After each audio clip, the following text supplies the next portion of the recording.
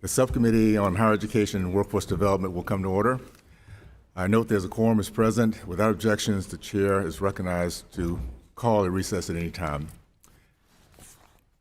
Deeply embedded in the American psyche is the idea that colleges and universities provide valuable education and offers the best pathway to realize the American dream. That in order to unlock the successful career, you must spend at least 4 years chasing a college career. Historically, a college career was sought by aspiring professionals who needed specialized education in the fields like medicine, law, and the clergy. The expansion of the college programs have meant that some degrees inevitably have misaligned with professional opportunities, leaving graduates unprepared to enter the workforce. Before college became a universal mandate thrusted upon unwitting 17-year-olds, this idea was perhaps accurate. College was cheap, jobs were being filled. The students and taxpayers were all but guaranteed a return on investment. That is not the case today. Outdated measures of quality coupled with virtually zero transparency of value has distorted the post-secondary educational market. The results? Families are forced to choose a college without knowing the full price, and government peddles loans without regard to students' ability to repay the principal or its predatory interest. Students and taxpayers are left to navigate an expensive gamble with zero assurance that their bet will pay off. Central to this market is a question of whether colleges can continue to provide value. For decades, we relied on creditors to provide quality assurances by sending the public a signal of which institutions are high quality. Similarly, the federal government has relied on metrics such as the cohort default rate to protect taxpayers' interests, while the states have been tagged to review colleges from a consumer protection lens. Due to the ineffectiveness of these measures, 1/3 of colleges now leave students worse off than if they had never enrolled in the first place. Additionally, taxpayers are asked to write off hundreds of billions of dollars on loans for individuals who make approximately $1 million more than their non-college going peers. The purpose of college still remains. Like every voluntary exchange in the free market, its purpose is to provide value to the consumer. Students pay for tuition, room, and board because they believe the cost today will be offset by a better job and higher salaries down the road. The federal government then subsidizes the students' expectations. Unfortunately, the results of this investment have not for decades lived up to the expected returns. This generation has been overwhelmed by economic and social realities of a college degree. The free market did not fail them. Overregulations of input and underdelivery of outcome did. This hearing today seeks to explain why four-year colleges is decreasing and increasingly being viewed as the gateway to the American dream for so many students. This committee will also explore solutions for which we recognize is a systemic issue. We need to understand that the devaluation of four-year college experience is only exacerbated by blanket federal bailouts, one-size-fits-all debt relief schemes, and overburdensome regulations. Restoring the value of a college education requires thoughtful structural reform of the Higher Education Act. I believe that there is an opportunity for a bipartisan discussion today. For far too long, the federal government has doled out hundreds of billions of dollars to colleges without any sense of accountability. Presently, public funding and institutional profit is based on the number of seats college fills, not on the student's performance or success. This profit over performance has resulted in many students with more debt and worse outcomes. This antiquated financial structure needs to be realigned so that the college success is linked directly to the student's success. This will involve innovation, funding based on outcomes, not inputs, skin in the game for colleges whose students take out loans. There should be a financial benefit to aiding graduates' educational success, building a career, and repaying their loan. There also should be financial accountability when institutions do not live up to their promise to graduates. Presently, the burden of a student's debt is almost entirely shouldered by the taxpayer and the borrowers. It's time to think of colleges as stakeholders in the student's success versus observers. With a fresh, innovative mindset and willingness for accountability, we can ensure that both students and taxpayers will receive a positive return on investment for their college. It is time that America takes its place on the international stage as the greatest post-secondary education system in the world. With that, I look forward to the hearing today and yield to the ranking member for an opening statement. Thank you, Chairman Owens, and thank you to the witnesses for being here today, and thank you to all of the students, especially in the audience, and welcome to the Education Committee. Let's be crystal clear. The evidence is everywhere in every segment of society that a college degree is the surest path to the American dream. This is especially true for students from disadvantaged backgrounds, like first-generation college students who have not had the luxury of guidance from parents or family members that have attended college. Students with bachelor's degrees earn nearly $1 million more over the course of their careers than those with only a high school diploma. To ensure students have access to the promise of higher education, the Department of Education must hold bad actors in higher education accountable for student success. Stronger accountability regulations in higher education save students money and prevents them from wasting money on worthless degrees. Under President Biden's leadership, the Education Department has done just that. In June, the department put forth the strongest gainful employment rule ever. This rule ensures that institutions truly prepare students for success in the workforce, protecting them from low-quality job training programs. The Defense Department has also worked to enforce borrower defense regulations, providing debt relief for borrowers defrauded by the institution. As a result, the Biden administration has forgiven more than $13.3 billion for 1 million borrowers. Let's compare this to the work of the previous administration, who worked every day to repeal important accountability measures that were meant to protect students originally put in place by Democrats. Stronger accountability regulations in higher education also saves taxpayers money and prevents federal aid from going to predatory programs. Far too many tax dollars have gone to dishonest for-profit colleges that heavily rely on federal student aid funding, and then they target underrepresented students. Foolishly advocating for a free market approach to college accountability only lines the pockets of for-profit companies and CEOs. The Biden administration's effort to safeguard students from subpar institutions are saving taxpayers money. As we open up this hearing, I hope our colleagues from across the aisle will take accountability seriously and work with congressional Democrats to protect students and improve college accessibility. Taxpayers, students, and the economy as a whole stand to gain when improved accountability measures are put in place in higher education. With that, Mr. Chair, I yield back, and I look forward to a productive discussion. Thank you. Thank you.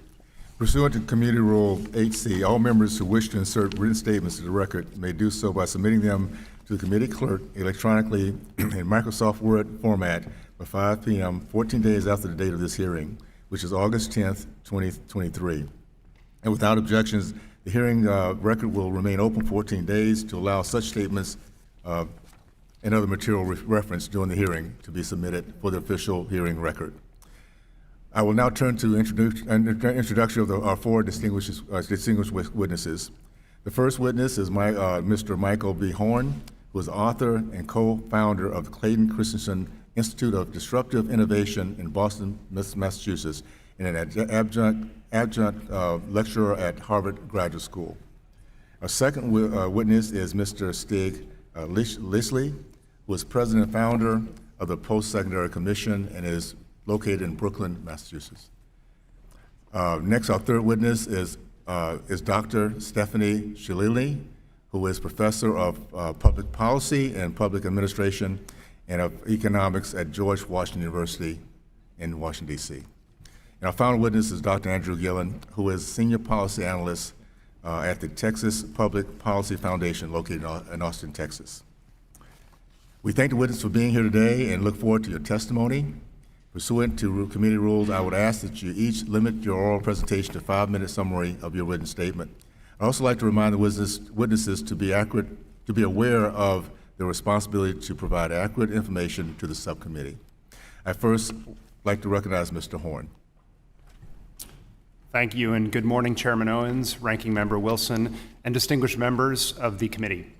Thank you for giving me the opportunity to speak on this important topic. My name is Michael Horn. I'm the co-author or co-editor of 6 books on education, and I teach at the Harvard Graduate School of Education. In our current system of higher education, we pay for what we get. Because the government underwrites significant portions of the higher education system, it means that students and families are not the only customers of colleges and universities. Taxpayers are as well. There's a saying in efficient markets: the customer is always right. What they demand is ultimately met. In higher education, what the government, and therefore the taxpayer, is currently paying for is enrollment of students. Not employment, not learning, not life outcomes. Now combine that with 4 realities. 1, higher education is an experience good. It's hard to understand its value or utility until after it's been used. 2, the price of colleges and universities to individual students is opaque, as the actual price is often not revealed until after admission. And what's more, the price charged often changes from year to year. 3, the money from the federal government often has the feeling of being free to the student. And 4, according to the data we collected for our book, Choosing College, students attend college for a variety of nuanced reasons, many of which don't pertain directly to economic return. The result of all these dynamics is that higher education has long been on an unsustainable cost trajectory. Since 1970, spending by public colleges and universities rose from nearly $104 billion in today's dollars to $420 billion by 2020. Altogether, post-secondary institutions now spend more than $670 billion per year. And for what? Completion rates remain poor, with nearly 40% of students failing to graduate from 4-year institutions within 6 years. Nearly 1/3 of all institutions leave their students with 0 economic return after accounting for the cost of attendance. The federal government's answer to this quandary since 1965 has been accreditors, agencies that now play the role of gatekeeper to federal financial aid. But accreditors were not built to play a quality assurance role. They were designed originally as peer review organizations to determine what is a college and to help institutions improve.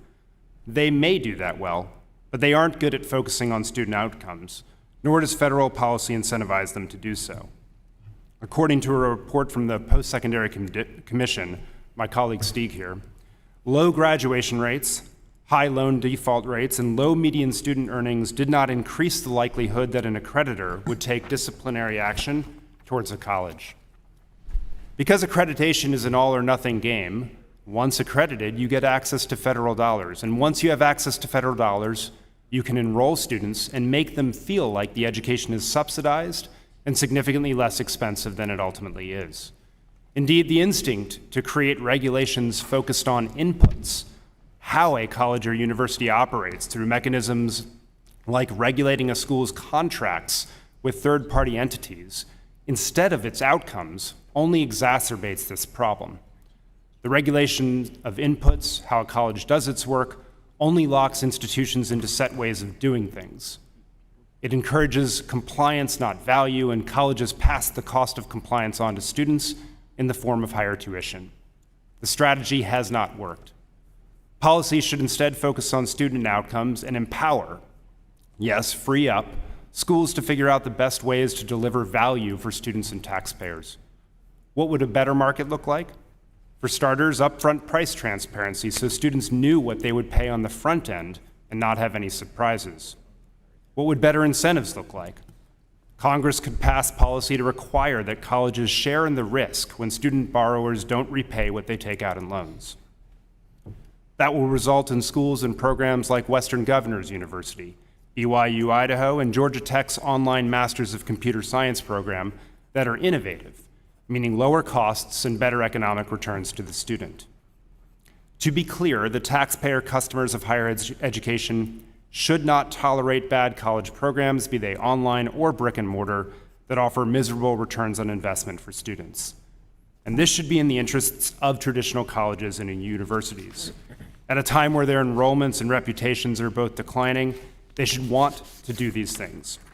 Witness how traditional liberal arts colleges like DePaul University in Ohio and Colby College in Maine have created what amount to employment guarantees. The road ahead can be bright for students, schools, and American society with a focus on outcomes and value, not inputs and empty promises.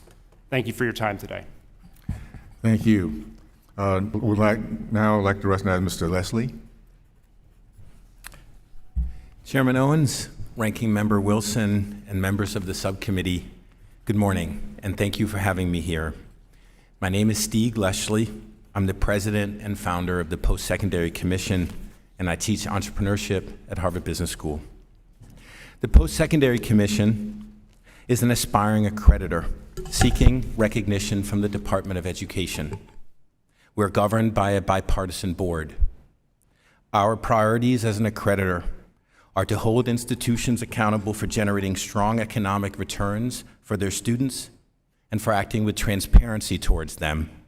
If they do this, we will endorse them for access to Title IV aid and grant them wide discretion to operate and innovate as they see fit.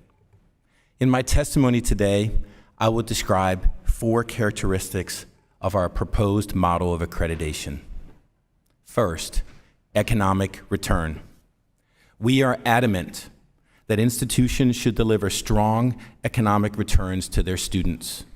An overwhelming majority of students in the U.S. describe a better job, a viable career, and higher wages as their top motivations for investing in higher education. When measuring economic returns to higher education, we calculate the wage gains or the value-added earnings that institutions generate for their students.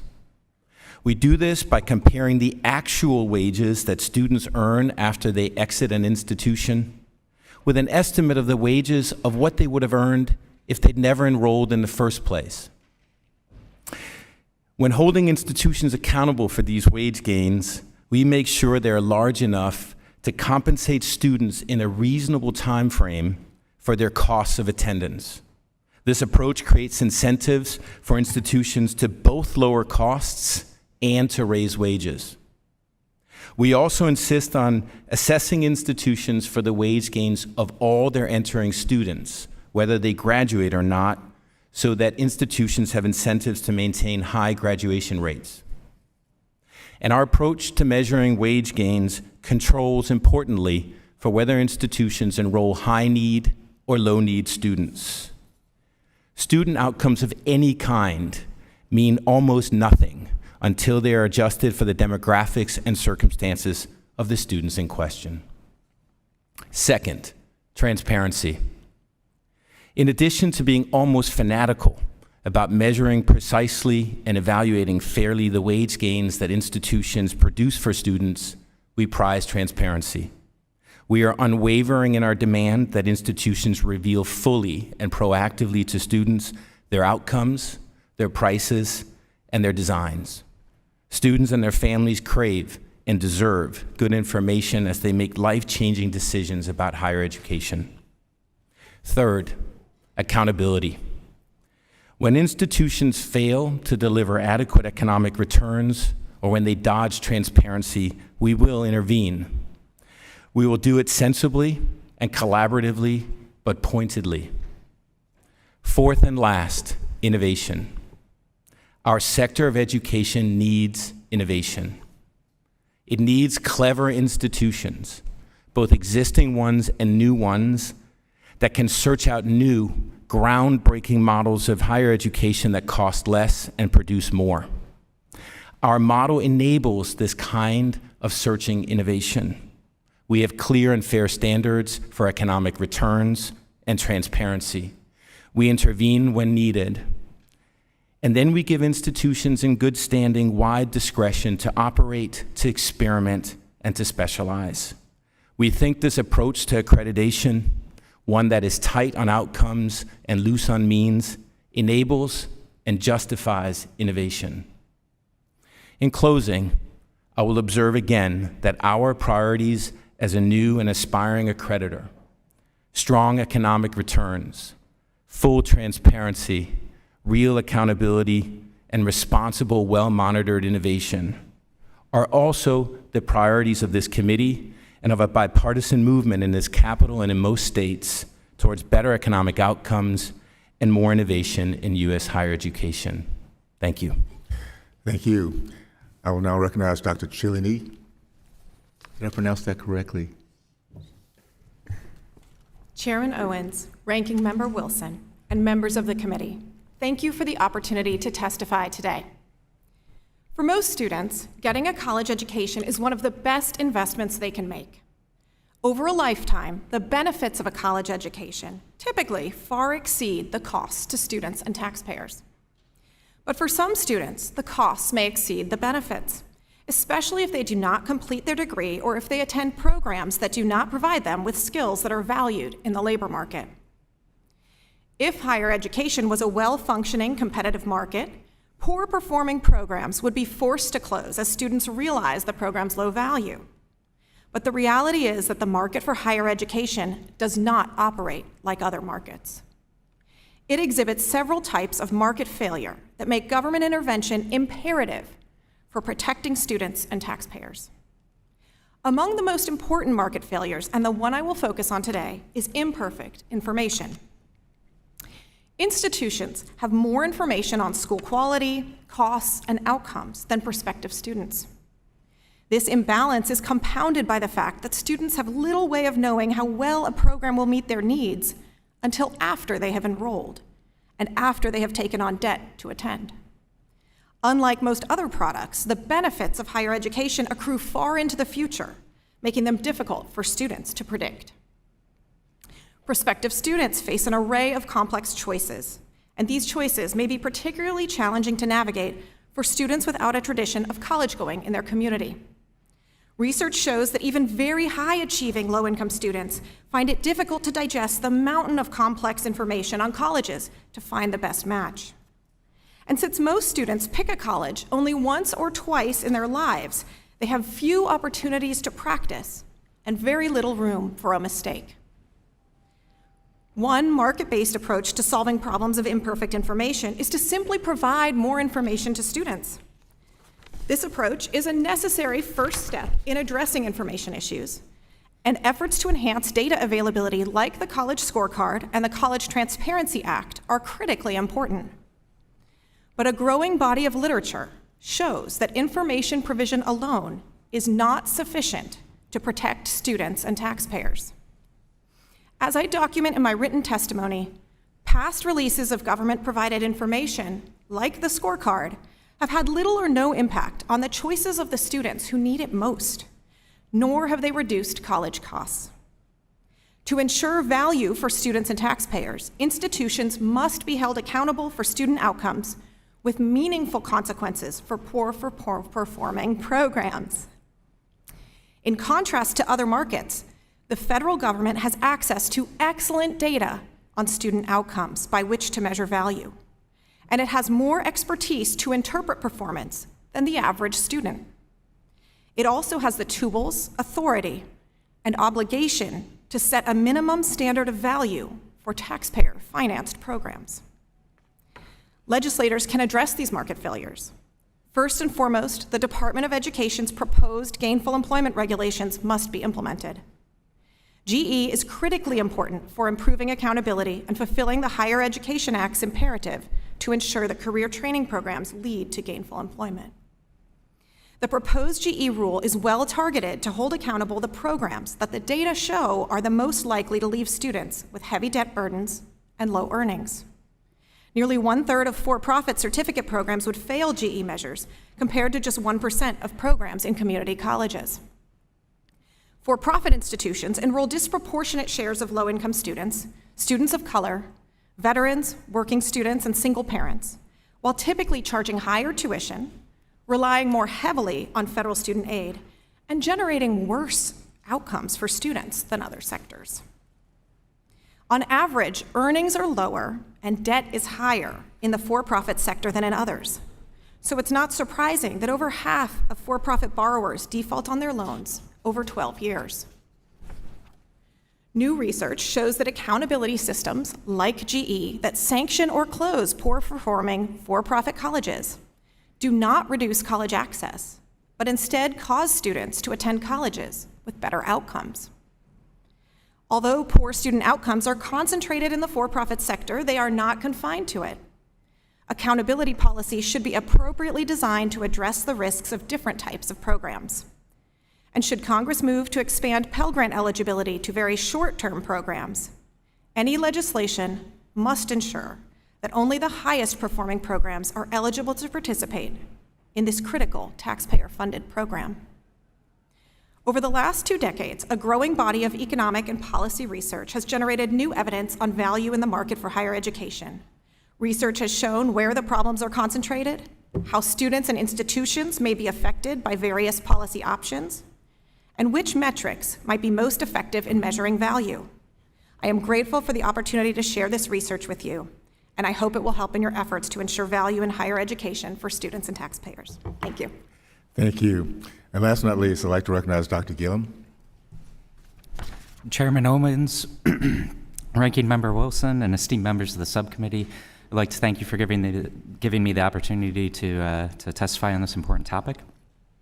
The value of higher education is being viewed more skeptically right now than at any other time in my life, and I think there's a very good reason for this. So in addition to all the categories of students Dr. Cellini just mentioned, if you just take the typical student, the benefits have been stagnant.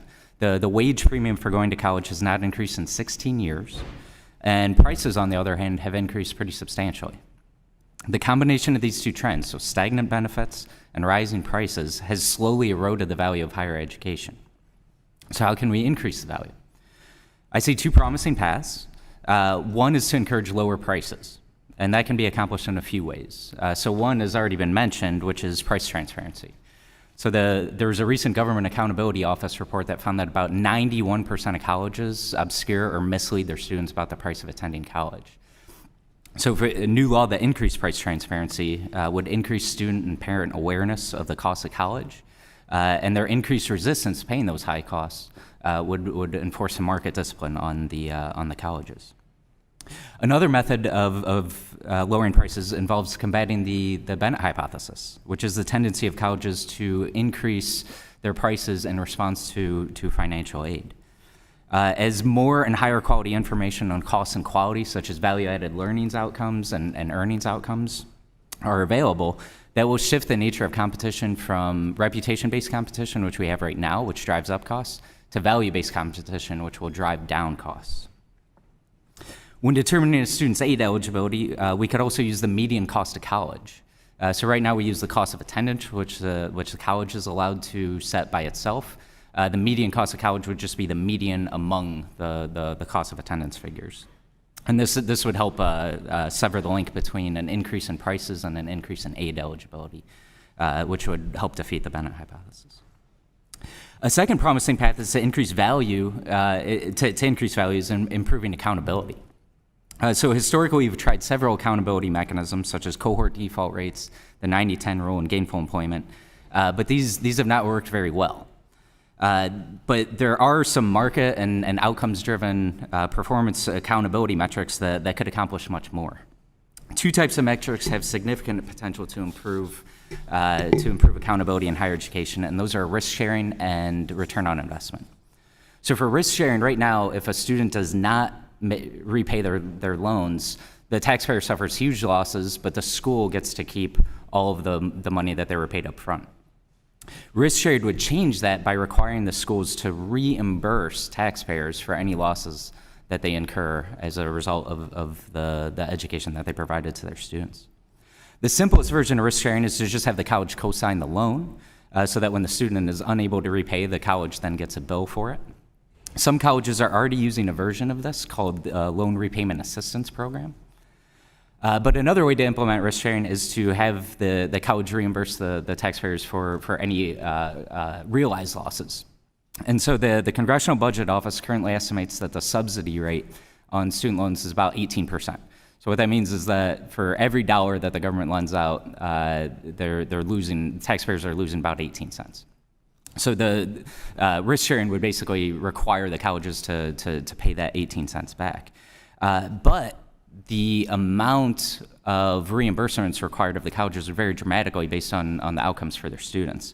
So if you look at the typical computer science or the typical registered nursing degree, their earnings are high enough that they are able to repay their loans without imposing any losses on taxpayers. So those colleges would not have to reimburse anything for those students. If you look at the other end of the spectrum, a field like fine and studio arts degree, the subsidy rate for that discipline is about 69%. And so colleges would be required to reimburse about 69% on average for those students. In terms of return on investment, another set of potential accountability metrics, return on investment would track in basically benefits relative to costs. By taking account of both benefits and costs, ROI metrics give a much more comprehensive assessment of the value of the education. So for example, a one-year certificate program that increases earnings by $2,000 would have a very high ROI if it only costs $1,000, but a very low or even a negative ROI if it costs $100,000. ROI metrics can be used to apply carrots and sticks to colleges. For example, colleges offering high-value programs could be given performance bonuses. In contrast, low-value programs could face sanctions, including losing access to federal financial aid programs. Thank you for giving me the opportunity to testify, and I look forward to answering any questions you have. Thank you. Under Committee Rule 9, we will now question witnesses. Under the 5-minute rule, I will begin the process. Dr. Gillen, you noted in your testimony that when a loan is made, colleges receive a financial benefit up front with zero downside risk, while students and taxpayers face the consequences when the education does not live up to its promise. How would a market-based approach to accountability, like risk sharing, reverse this backward incentive structure? Yeah, as an economist, the skewed incentives that we see under the current financing model is very disturbing. So you could have a program that doesn't deliver a very good education, or it's just not well compensated in the labor market. The student loses out because they're financially devastated. The taxpayers lose out because they're never repaid the loans, but the school still profits. And so to me, one of the great things about these market-driven and outcome-based accountability mechanisms is that you can align those incentives so that the school only profits when the student and the taxpayers do as well. Very good, thank you. Mr. Horn, most students go to college to move up the economic ladder, yet when an accreditor is reviewing the quality of a college, their review is not focused on the student outcomes. This is partly because the Higher Education Act requires accreditors to evaluate students' access based on college inputs, such as facilities, equipment, supplies of the college. However, we've seen accreditors set additional standards based on other inputs that they desire programs or institutions to pursue. This can include requiring an institution to prioritize political practices or litmus tests, such as meeting diversity, equity, and inclusion practices. If accreditors set standards focused on student outcomes instead of a variety of inputs, how would the colleges respond? Yeah, I think that you would see a clear focus on value for students, and you would see a lot more innovation. As Stig was speaking about, and as they set up an accreditor focused on outcomes, it would encourage institutions to try an array of ways to support students in different circumstances, to focus on what they do best, and not have the accreditors micromanage the missions of the institutions themselves, but instead free them up to serve the students along the dimensions that they most care about. Thank you. By the way, this is why I introduced accreditation for College Act called ACE Act, which would prohibit creditors from requiring colleges to accredit to meet any political litmus tests, such as requiring adherence to the DEI standards as a condition of accreditation. Mr. Horn, earlier this year, the Department of Education shocked most everyone in the post-secondary education community when it expanded the definition of a third-party service. As you know, colleges and universities of every type partner with technology and industry experts to develop coursework, outline educational platforms, or provide retention and student success activities. These partners are by no means financial aid services. Because of this vast criticism, the department pulled back its guidance. Why are the department actions regulating third-party services just one example of misalignment focused on institutional inputs rather than outcomes? Yeah, it's a classic case of being overly broad and one might say creative in changing the English language to expand the definition of the entities that the statute was meant to regulate. And the effect, I think, is pretty clear. It's going to crowd out innovative startups that might support colleges in better serving students. It favors status quo incumbents. It creates more compliance costs that will actually raise, not lower, the price of higher education.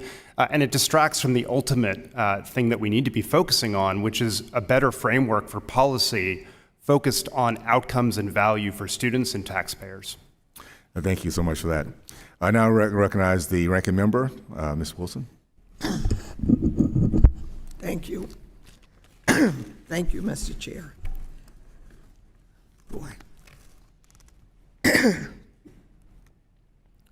Dr. Cellini, the federal government is uniquely equipped to provide oversight of institutions to ensure that they are not harming students or wasting taxpayer money.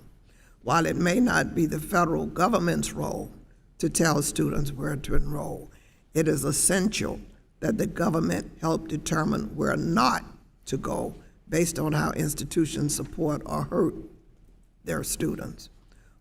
Tell us, why must the federal government and not individual students take the onus of identifying low-quality institutions?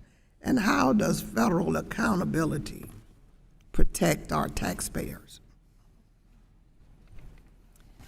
Thank you. Well, as I mentioned, imperfect information is a problem in this market. Choosing a college is very complex. There's a lot of information out there. And we know that just providing information may not get to the students who need it most. So there's research on the college scorecard and other types of lists that identify high-cost programs that have not made a difference for students, and they have not reached students who might need that information the most. There's lots of taxpayer dollars at stake, billions of dollars, and we need to make sure that students at least know which programs have value. They should not have to take it on themselves to go through the mound of information, complex information on college costs and attributes, to decide for themselves which programs have value. The federal government has data that it can use on student outcomes that can at least ensure a minimum bar so that students are assured that programs that they enter into will have value in the long run. Gainful employment and other accountability metrics are providing some of this assurance for students to make sure that low-performing programs cannot access federal student aid. Thank you. Mr. Horn, the current cost of higher education puts a college degree out of reach for many. You mentioned in your written testimony the promise of loan risk sharing to address college affordability and accountability. However, some experts, including the Brookings Institution, have warned that if not crafted properly, risk sharing could harm disadvantaged students' access to higher education. How can you promote this policy without adequately explaining how this policy could, if designed poorly, disincentivize enrollment of students deemed at risk?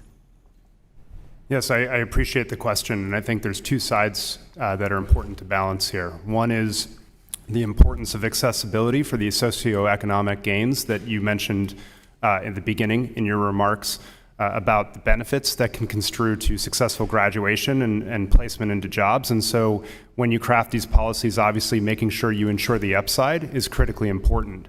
The second thing I would say is that Dr. Gillen and their institute have done a significant amount of work on thinking about the right way to structure these programs to balance the concerns of poor outcomes with the upside of really good outcomes that actually reset what the taxpayer is paying for around value for students and the importance of focusing on that ultimate value. Okay. Dr. Gillen, if we are serious about promoting equality, accountability in higher education, we should focus on holding for-profit institutions accountable for pushing the false promise of equality education. The National Center for Education Statistics reported that in a 6-year period, only 29% of students at for-profit successfully completed their degree.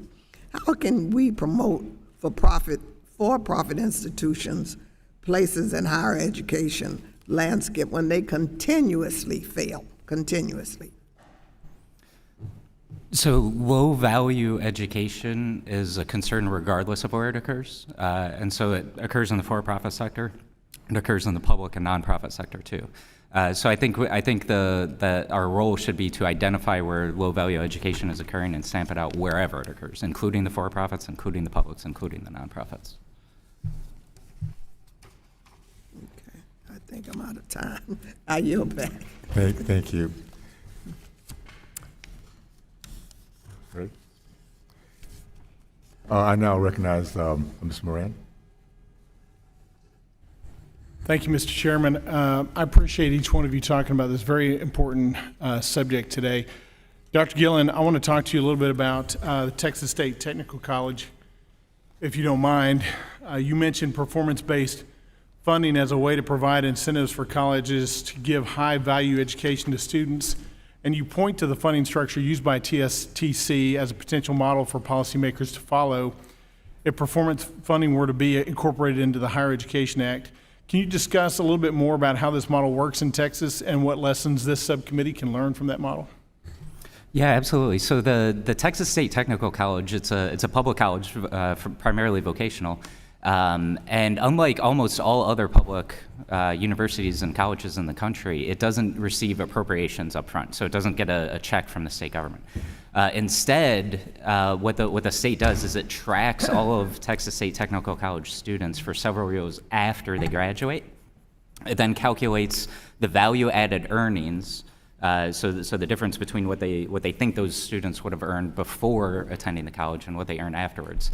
It then calculates the increase in tax revenue for the state of Texas, and then it shares a portion of that tax revenue with the school. So that's how Texas State Technical College is funded. It educates students; those students then generate more tax revenue, and some of that tax revenue is given to the state, almost as like a performance bonus in lieu of state appropriations. So this is a very innovative and great model. It's led to really great changes within Texas State Technical College and the state. Everybody in Texas is very, very pleased with this. The cities that don't have a campus want one. The cities that do have a campus are thrilled to have one. And so this is a great model, and it also changed the culture of the administration of the university. So whenever you think about a traditional college, one of the hardest things to do is get rid of a department, right? Get rid of a major, get rid of a certificate program, because it creates a lot of controversy. And that's not the case at Texas State Technical College, because they're looking at the data for the earnings outcomes of their students, and if that data is not sufficient to justify the program, they just quietly close the program and redirect those resources elsewhere. And so that cultural shift is just a huge benefit, I think. It sounds like part of that culture is really a culture of internalizing this notion of accountability, self-accountability, both at the professor and the administration level and also at the departmental level. Would you agree with that? Yeah, absolutely. I mean, Texas State Technical College is definitely held accountable. If their students don't get good jobs, they don't get paid, which is completely the opposite of the way that we fund most colleges in this country. Yeah, we spend a lot of time on this committee talking about substantive policies or substantive things we don't like being taught in either early education or institutions of higher education. But in truth, the proof is in the pudding. Ultimately, we're developing individuals to go out in the workplace and to be beneficial parts of the workplace. And so this kind of model reinforces that, hey, look, let's see what kind of teaching leads to what kind of outcomes. Do you see any other institutions of higher learning that are using this kind of model? So there's a lot of tinkering, I would say. I'm only aware of Texas State Technical College using this exact model. There are a lot of performance-based funding programs throughout the country that sort of mimic this structure. But the difference is this is all of Texas State Technical College's funding. Whereas for these performance-based funding, it's typically a rounding error. So there's a hint of this model spreading, but it hasn't really spread. And I want to switch gears and ask Mr. Horn real quick about a different topic, because I'm a father of 4. I've got 2 seniors in high school that are looking to go to college, so we're looking at a whole lot of finances and a whole lot of cost of colleges. I know firsthand how difficult college shopping process can be. How come colleges are not? How come we're not viewing it as a long-term investment, and we're not pricing it that way, and we're not holding our colleges and universities accountable for the transparency for the cost of certain programs compared to their return on their investment? Can you speak to that? Sure, and first, good luck as you go through the process. But second, opacity, right, works in favor of the colleges in many cases. It obscures, it creates a social or emotional feeling of, oh, I got a scholarship, when in fact they're net tuition discounting as they try to maximize their revenue in their class and things of that nature. And I would argue it's a short-sighted part of the model as well, because it's undermined trust in the institutions as the price tag has gone up over time. Yeah, I appreciate that. Thank you all for your information today. Yield back. Thank you. I would now like to recognize Mr. Decano. Oh.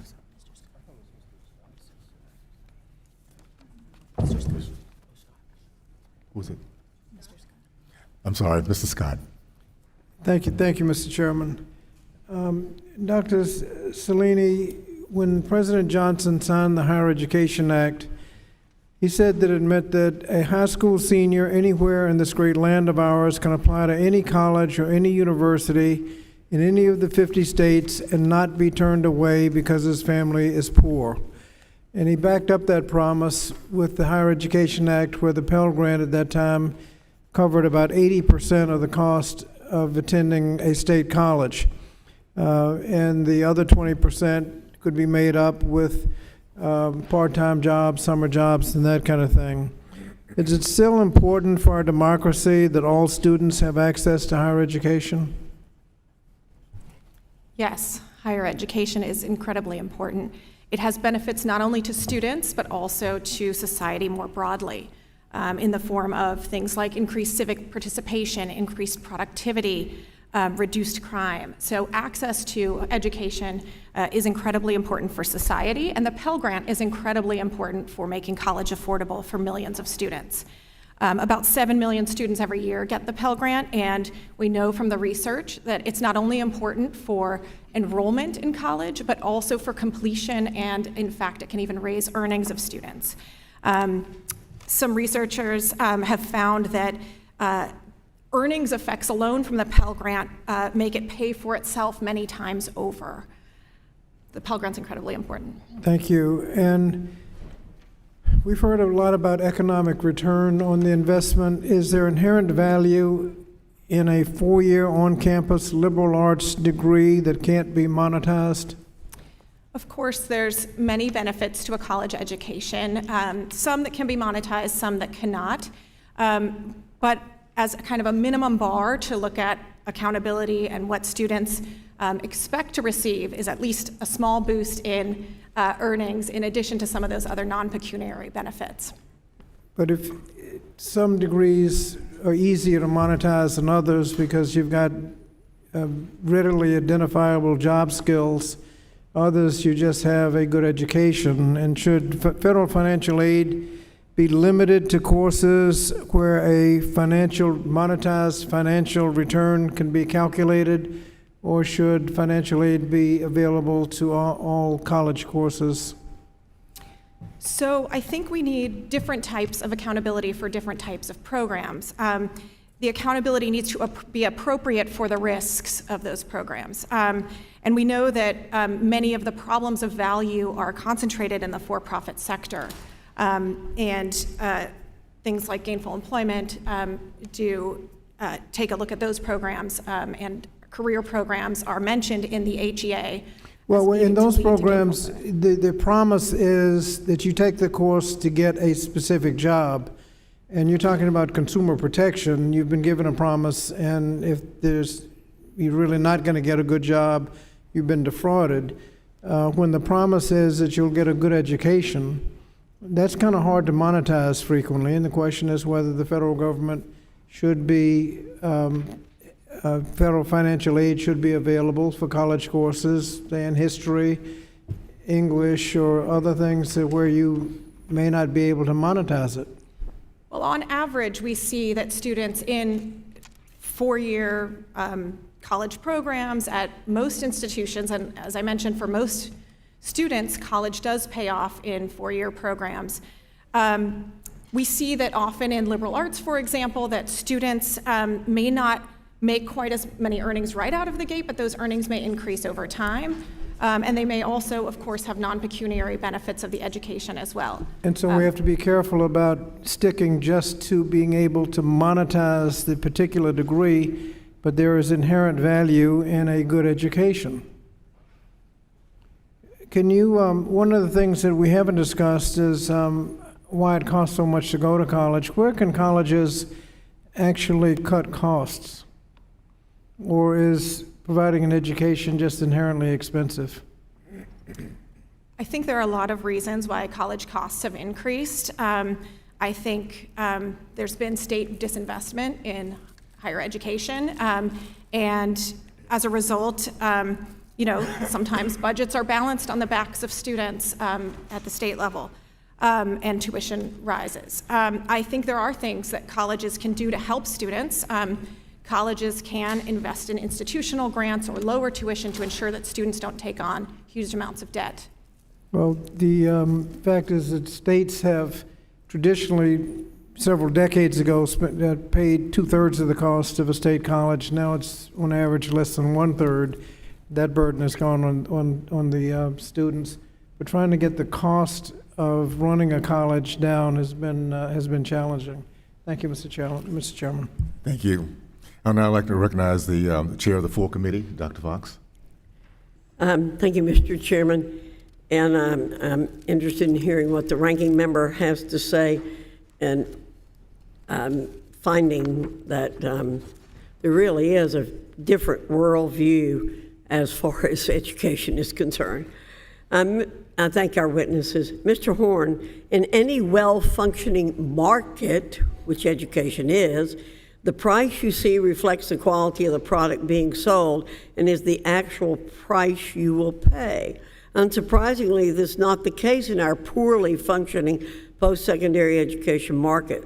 The rise of strategic tuition discounting has completely distorted the connection between price and quality, and the results in two identical students paying widely different prices simply because one indicated an interest in more than one school on his or her FAFSA. In your testimony, you highlight several colleges that have moved away from the opaque pricing scheme and towards models that are transparent to students and families. Can you elaborate on these alternative pricing models, including how they benefit students and institutions? Certainly. We've seen four, I would say, innovations in transparency and pricing. One is to move to a subscription model. So like Western Governors University, which now serves some 160,000 or so students with competency-based online education. We've seen institutions move to a guarantee of a 4-year pricing model up front so that there's no surprise from year to year in what will change. This was first popularized with scholarships and athletics and has moved to the actual price tag itself. A third one has been tuition resets, so moving away from the net tuition discounting model that you mentioned to say, hey, let's actually move down to the actual price itself. And then fourth, I'll mention, is also a work college model where you're partnering with employers so that students, as they are working and gaining educational credit for that work, are also getting wages that pay for the tuition, like Paul Quinn College. Thank you. If we can learn anything from this hearing, it's that institutions can change for the betterment of themselves, students, and taxpayers. With that, I request unanimous consent to submit for the record testimony from the University of Dayton, which has been a leader in offering upfront guaranteed prices to students, resulting in lower debt and increases in retention, completion, and enrollment. And I ask unanimous consent to submit testimony from Lenore Ryan Universities in North Carolina, which has committed itself to transparent pricing and recently underwent a tuition reset. I commend President Fred Witt of Lenore Ryan University for his leadership in implementing transparent tuition prices, Mr. No objection. Chairman. Mr. Leshley, at the beginning of this Congress, several committee Republicans introduced the Pell Act. The bill extends Pell Grants to high-quality, short-term workforce programs. Do you have any feedback for this committee on whether or not the Pell Act's tuition to earnings metric system serves as a strong measure of a program's effectiveness? Thank you. It's a very thoughtful, appealing piece of work, this earnings metric that's been drafted into the Pell Act. It looks at the actual wages that students experience and compare them to a baseline. In this case, it's a multiplier of the poverty line. But it essentially gets at initially this thing we've been talking about, value-added earnings, and measures whether students do better economically because they go to college. And then very importantly, it compares that wage gain to the price that students paid to go. And it polices underperformance on that metric, and very importantly, sets incentives for institutions to both lower costs and to drive up wages. Thank you. I'd like to highlight an analysis by the Nonpartisan Urban Institute that found that, quote, the Pell Act's economic value test would be a substantially higher bar for programs to clear than the draft GE rule, end quote. And if my colleagues are serious about accountability, the Pell Act provides a stronger metric that can be applied to all programs. I request unanimous consent to submit this analysis into the record also. No objection.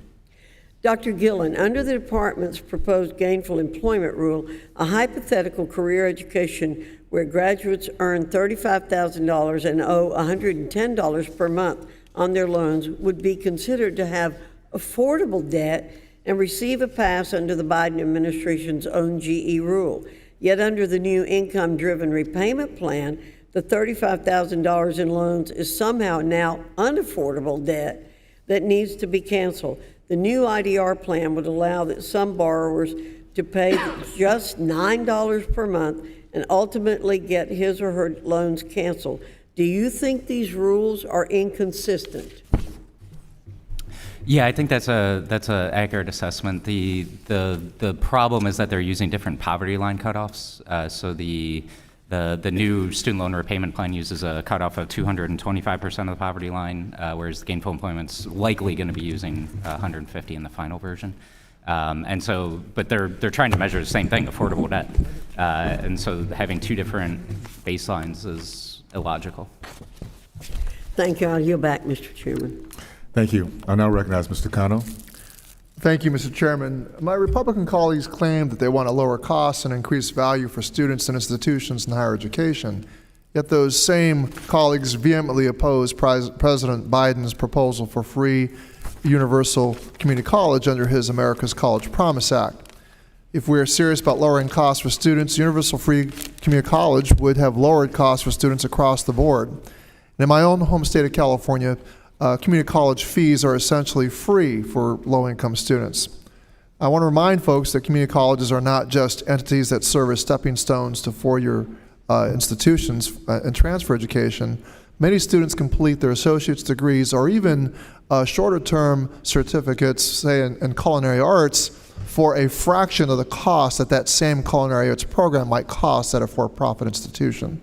I know because I had a student that tragically was saddled with tens of thousands of dollars of debt when he could have done that probably for free at the community college with his Pell Grant. Now, given the fact that free community college was stripped from the reconciliation package, we have to look at other ways to address costs for students and institutions. The average debt for a college graduate from a public university is roughly $32,000 nationally. The average amount of debt for a graduate of a for-profit college is roughly $60,000. Now, Dr. Cellini, at Cal State San Bernardino, a public college from the Cal State system in my own home state, is making strides to ensure that students are graduating with manageable debt.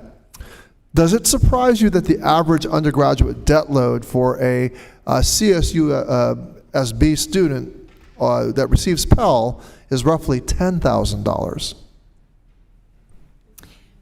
It doesn't surprise me that public institutions, particularly in California, are doing a good job of keeping costs down for students. That sounds like pretty low debt for a public 4-year degree for a bachelor's recipient overall.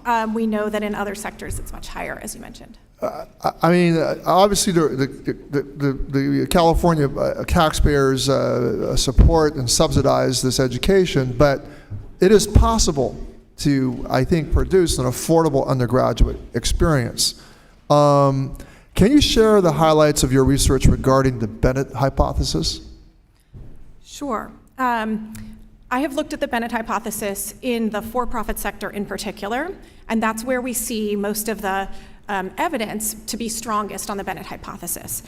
So my research with Claudia Golden looked at non-Title IV programs and Title IV programs, and we looked at similar programs, similar length, as apples to apples as we could get, programs that had Title IV and programs that did not have Title IV, both for-profit sector programs. The ones that got Title IV had tuition that was about 80% higher than the ones that did not participate in Title IV programs. So we see it in the for-profit sector. In other sectors, my reading of the research is that it's more mixed. One study recently by Luca, in fact, found that in the for-profit sector, the tuition increase and this response to federal student aid in cost was 4 times higher in the for-profit sector than in the public sector. I think, that's where I see the research, that it's just much stronger in the for-profit sector than others. So it's important to understand that the hypothesis, the Bennett hypothesis, really provides us with a stark insight into the for-profit sector. It's a bit more questionable when we apply it to other sectors of higher ed. Yes. I'm committed to strengthening accountability for this for-profit sector and providing strong data on student outcomes to prevent underrepresented students from being targeted by this unscrupulous sector. Now, my Republican colleagues often decry that focused oversight of the for-profit sector as a witch hunt. However, the research shows, and your research shows, why we need to be concerned. The for-profit programs are often significantly more expensive, as you said. And what was it, 4 times as much? 4 times as much than similar programs offered at public schools. And my experience with that culinary program at the community college level is another case in point. And yet, college completion rates for for-profits are consistently lower than those in lower sectors. And I got to tell you, it just really broke my heart when my student told me how much debt he was in, because he comes from a low-income family, and we could have provided that same experience at a community college for just a fraction of that cost, maybe even free. Madam Chair, Mr. Chair, I yield back. Thank you, Mr. Takano. I'd like to welcome a group of very young learners who have joined us today. Would you all stand up so we could see you and applaud you for joining us?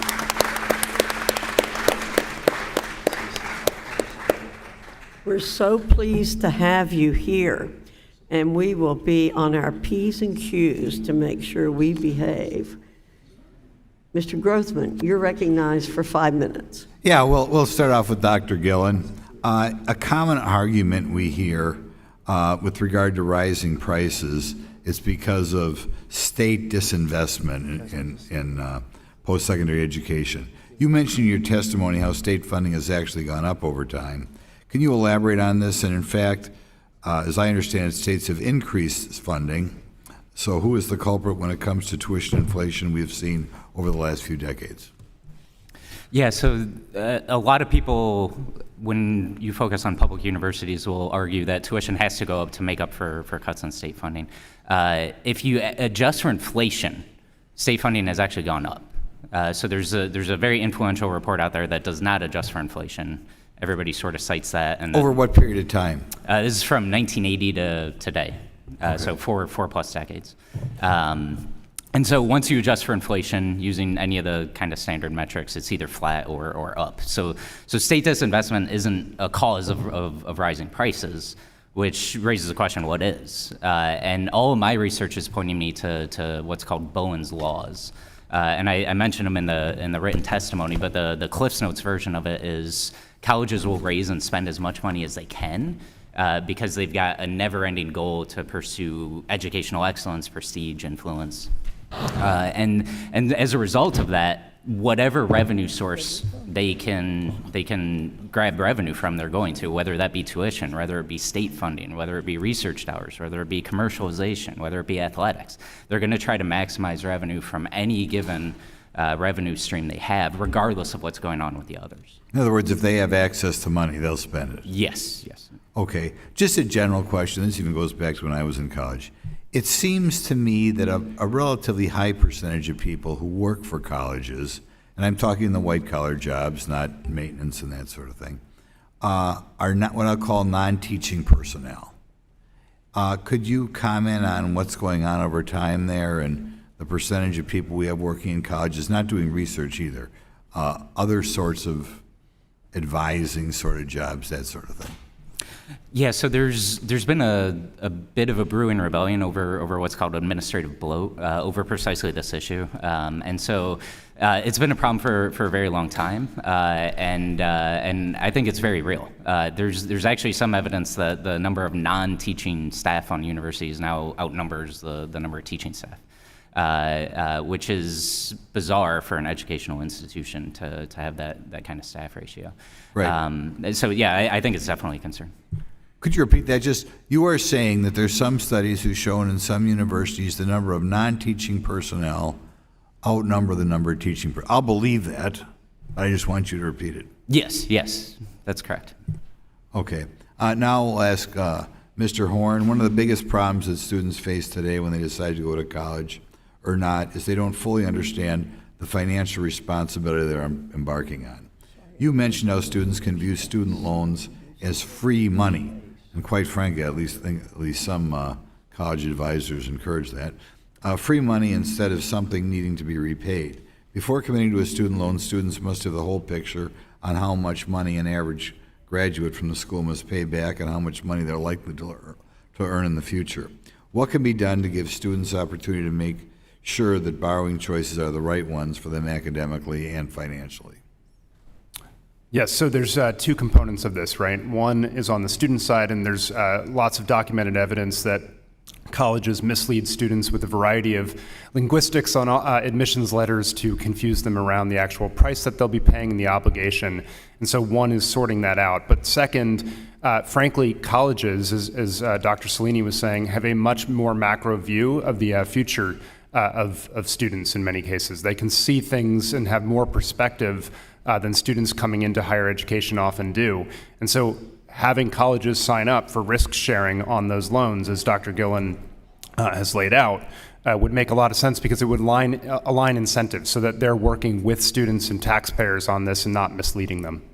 I've talked to, in my district, leaders in the field, and do you find any effort being made by the colleges to discourage students from taking out any more debt, or are they even legally able to do that? Colleges often talk about how students take out more debt than they wish that they would, but they don't actively take a role in helping them think through what those commitments will mean in the future. Okay. Thank you. Thank you, Mr. Grossman. Hi, Ms. Jayapal, you're recognized for 5 minutes. Thank you, Madam Chair, and thank you to our witnesses for being here today. A degree can be the key to economic mobility for low and middle income families, but years of systemic discrimination has made it harder for Black and Latino students to afford tuition, which is why 90% of Black and 72% of Latino students take out student loans. For a whole host of reasons, these communities struggle to repay, with Black borrowers being 5 times more likely to default than white borrowers. All students, including Black and Latino, could realize the full benefits of a degree if we eliminate cost barriers for all of those who want to go to trade school or college.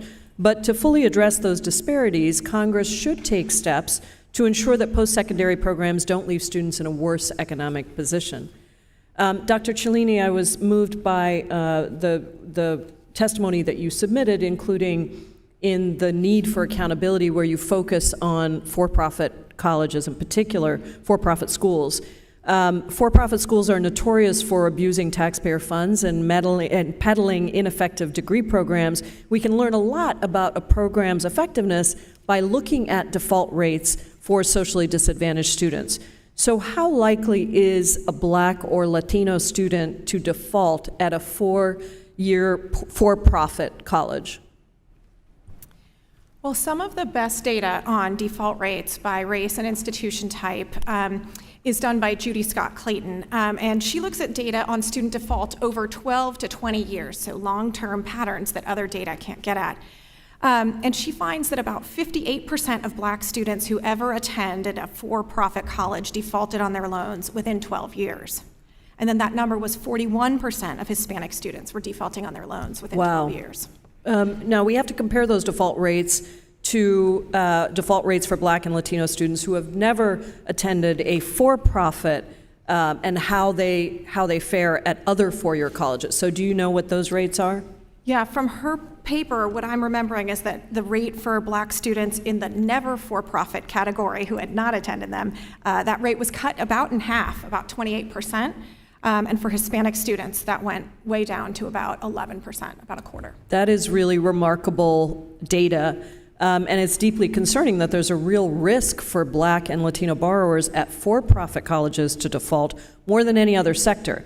I also find it alarming considering that for-profit colleges enroll nearly twice as many Black students as public colleges, and a disproportionate share of Latino students, despite being more likely to have them default. Why are students of color overrepresented at for-profit colleges?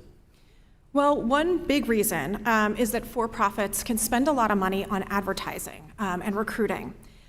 They spend about $400 per student on advertising compared to about $14 per student in the public sector. And this doesn't even include a lot of social media advertising and internet advertising. I also have some research with Latika Chaudhry that shows that for-profits disproportionately tend to spend this advertising money in local areas with higher shares of Black and Hispanic students.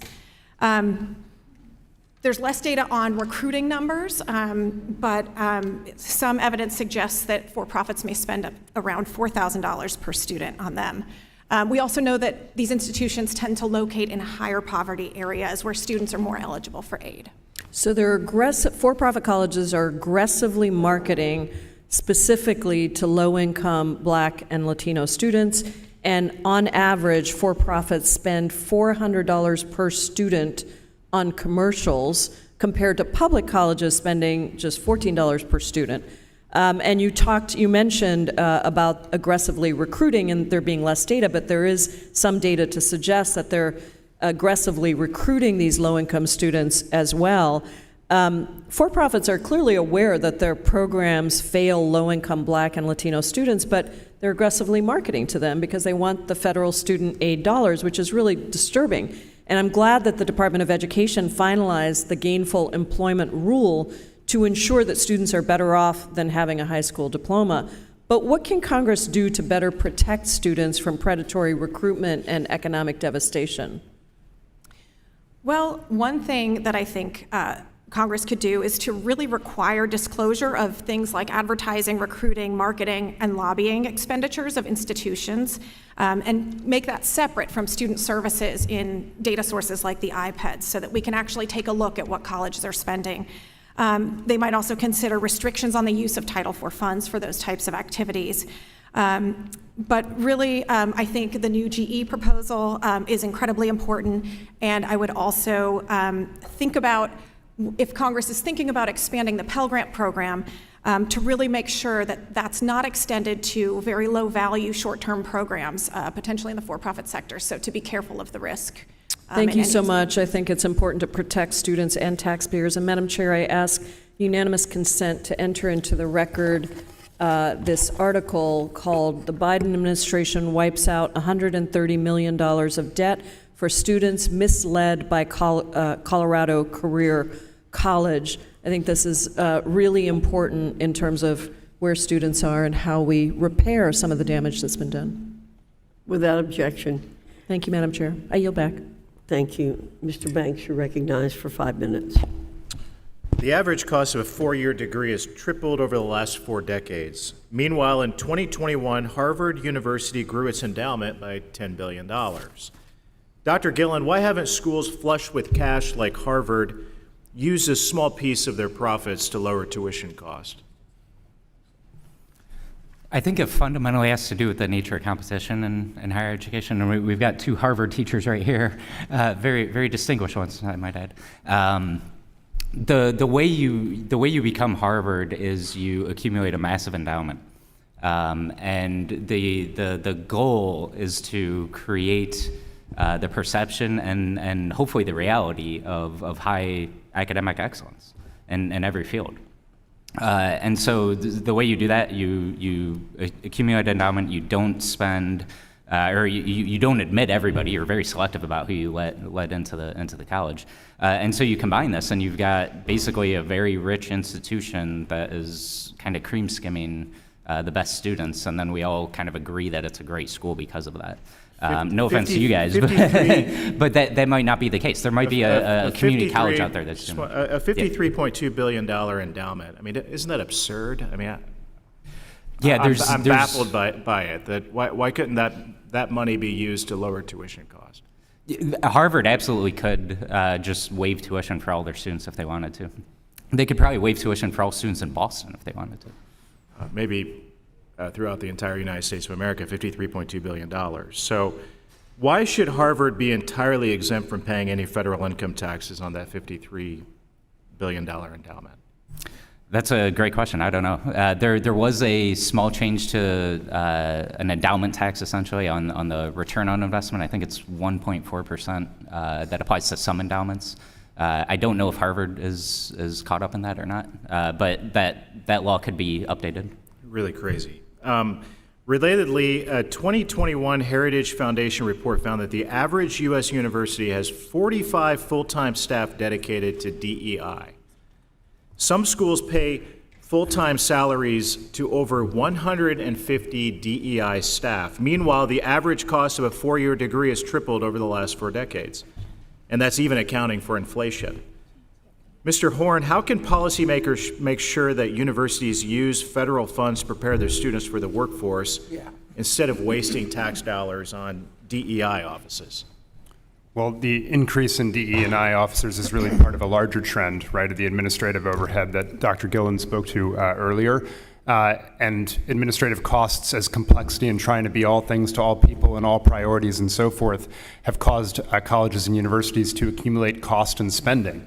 If we had a more coherent policy framework on the front end that prioritized outcomes and value for students and taxpayers, then colleges and universities would prioritize investments that focused on those things. And I think we would see some real gains in terms of student outcomes and value over time.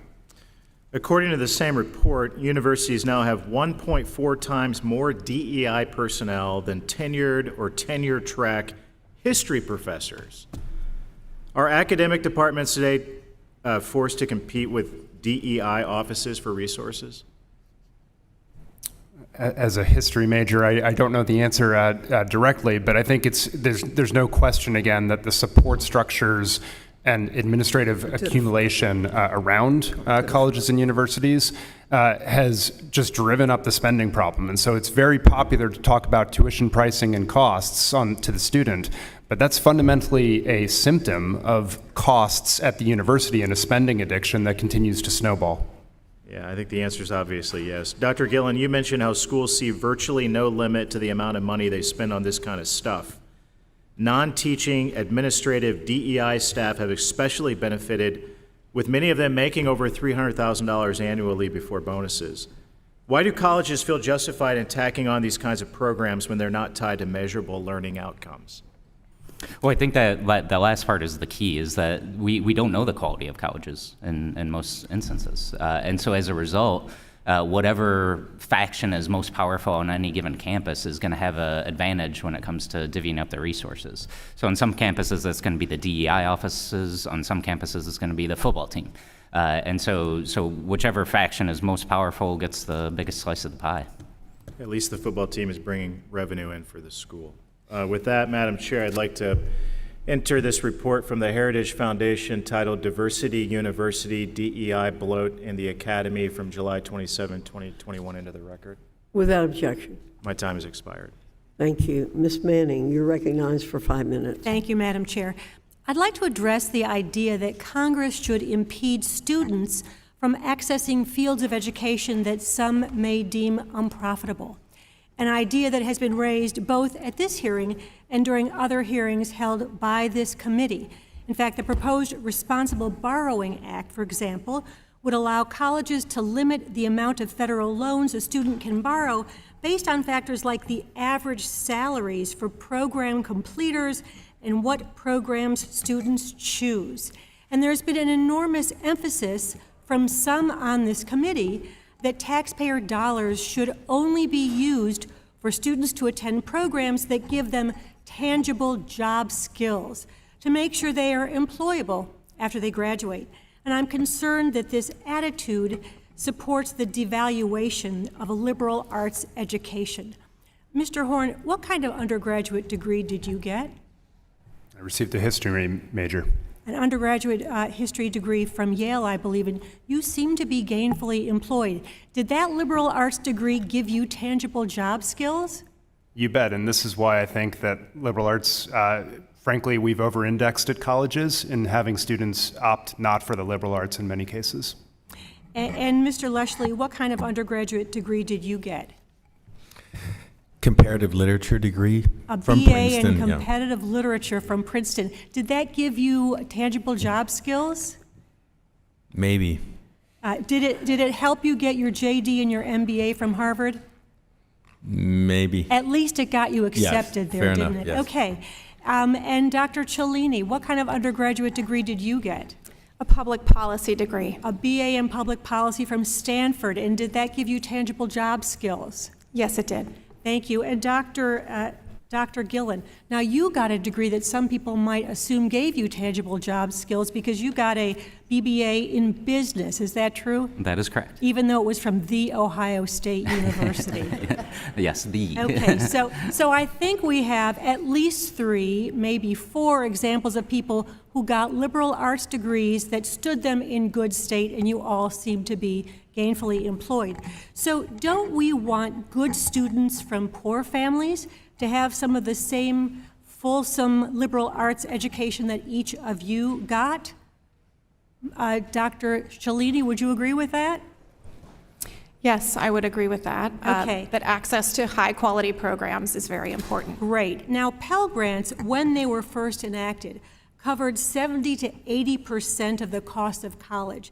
Yet today, Pell Grants cover only around 30% of the cost of college.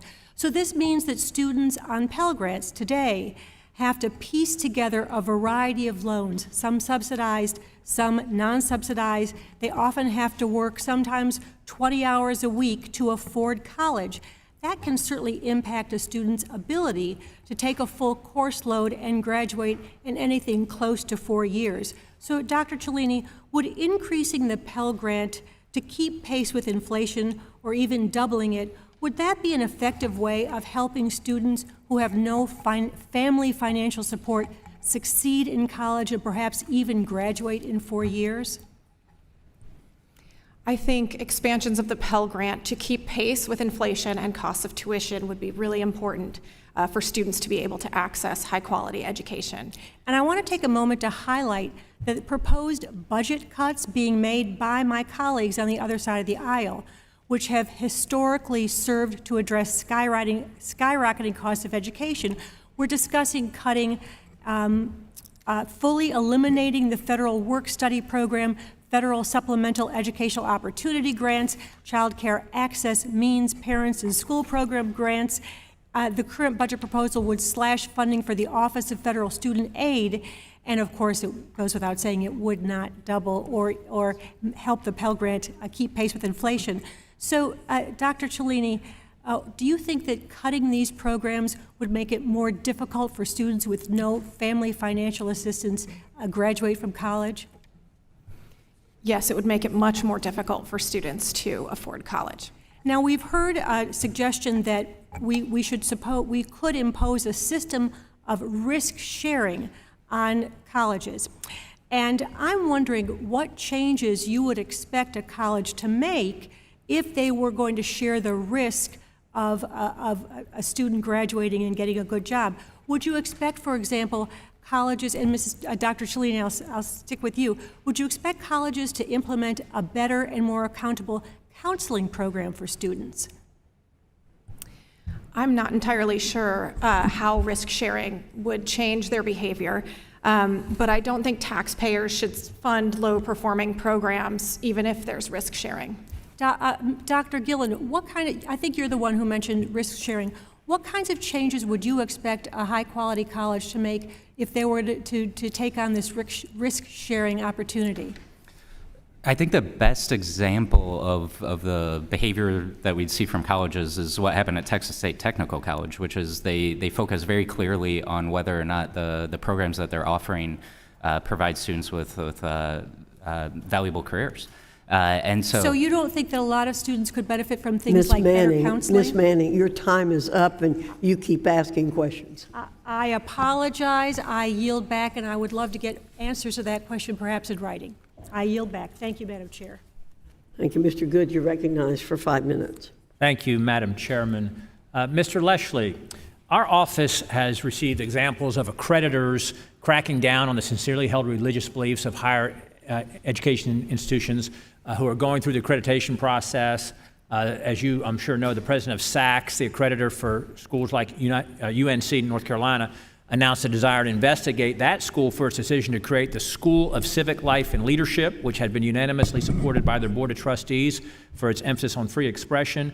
And just last year, the ABA adopted a new standard for accreditation that requires law schools to provide curriculum on bias, cross-cultural competency, and racism education. They also adopted a non-discriminatory policy that includes gender identity and sexual orientation. And then the Liaison Committee on Medical Education, which accredits medical schools, as you know, has DEI requirements in place.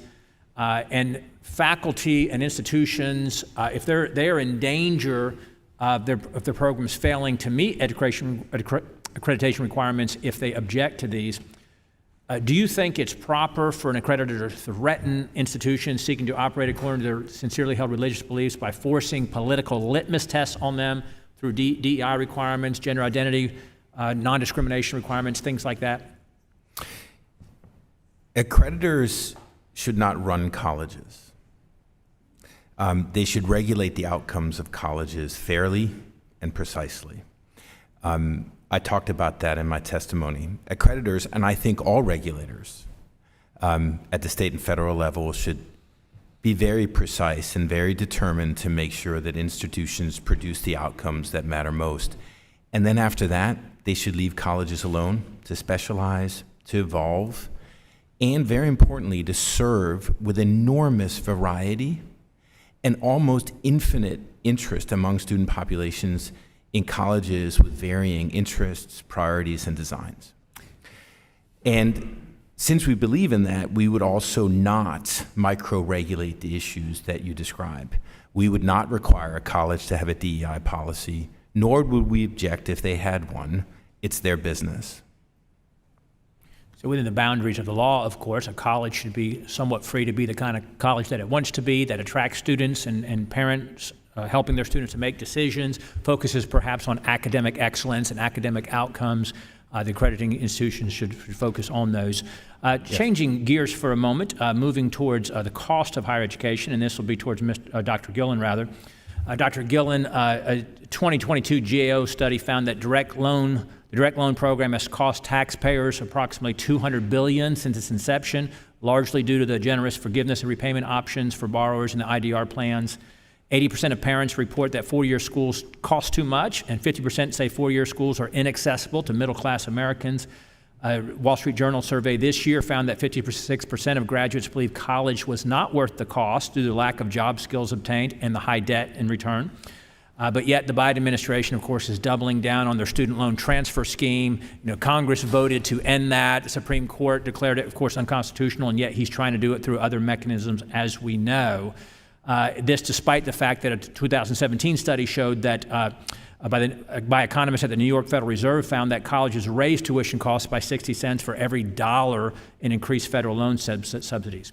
So to you, Dr. Gillen, does loan forgiveness have been demonstrated to decrease costs, or would it decrease costs? What have you found or seen? No, I think it would do the opposite, actually. So if you have the anticipation or the actuality of widespread loan forgiveness, that's going to do a couple things. On the student side, students are going to borrow as much as possible. So right now, most students actually don't borrow because most students are going part-time, and so the majority of students don't borrow. That's going to change. So if nobody has to repay loans, everybody's going to borrow, and they're going to borrow as much as they can. At the same time, the school is going to look at the students with all this cash, and they're going to say, well, we could use some of that, and so they're going to raise prices, and they're going to cut their other aid.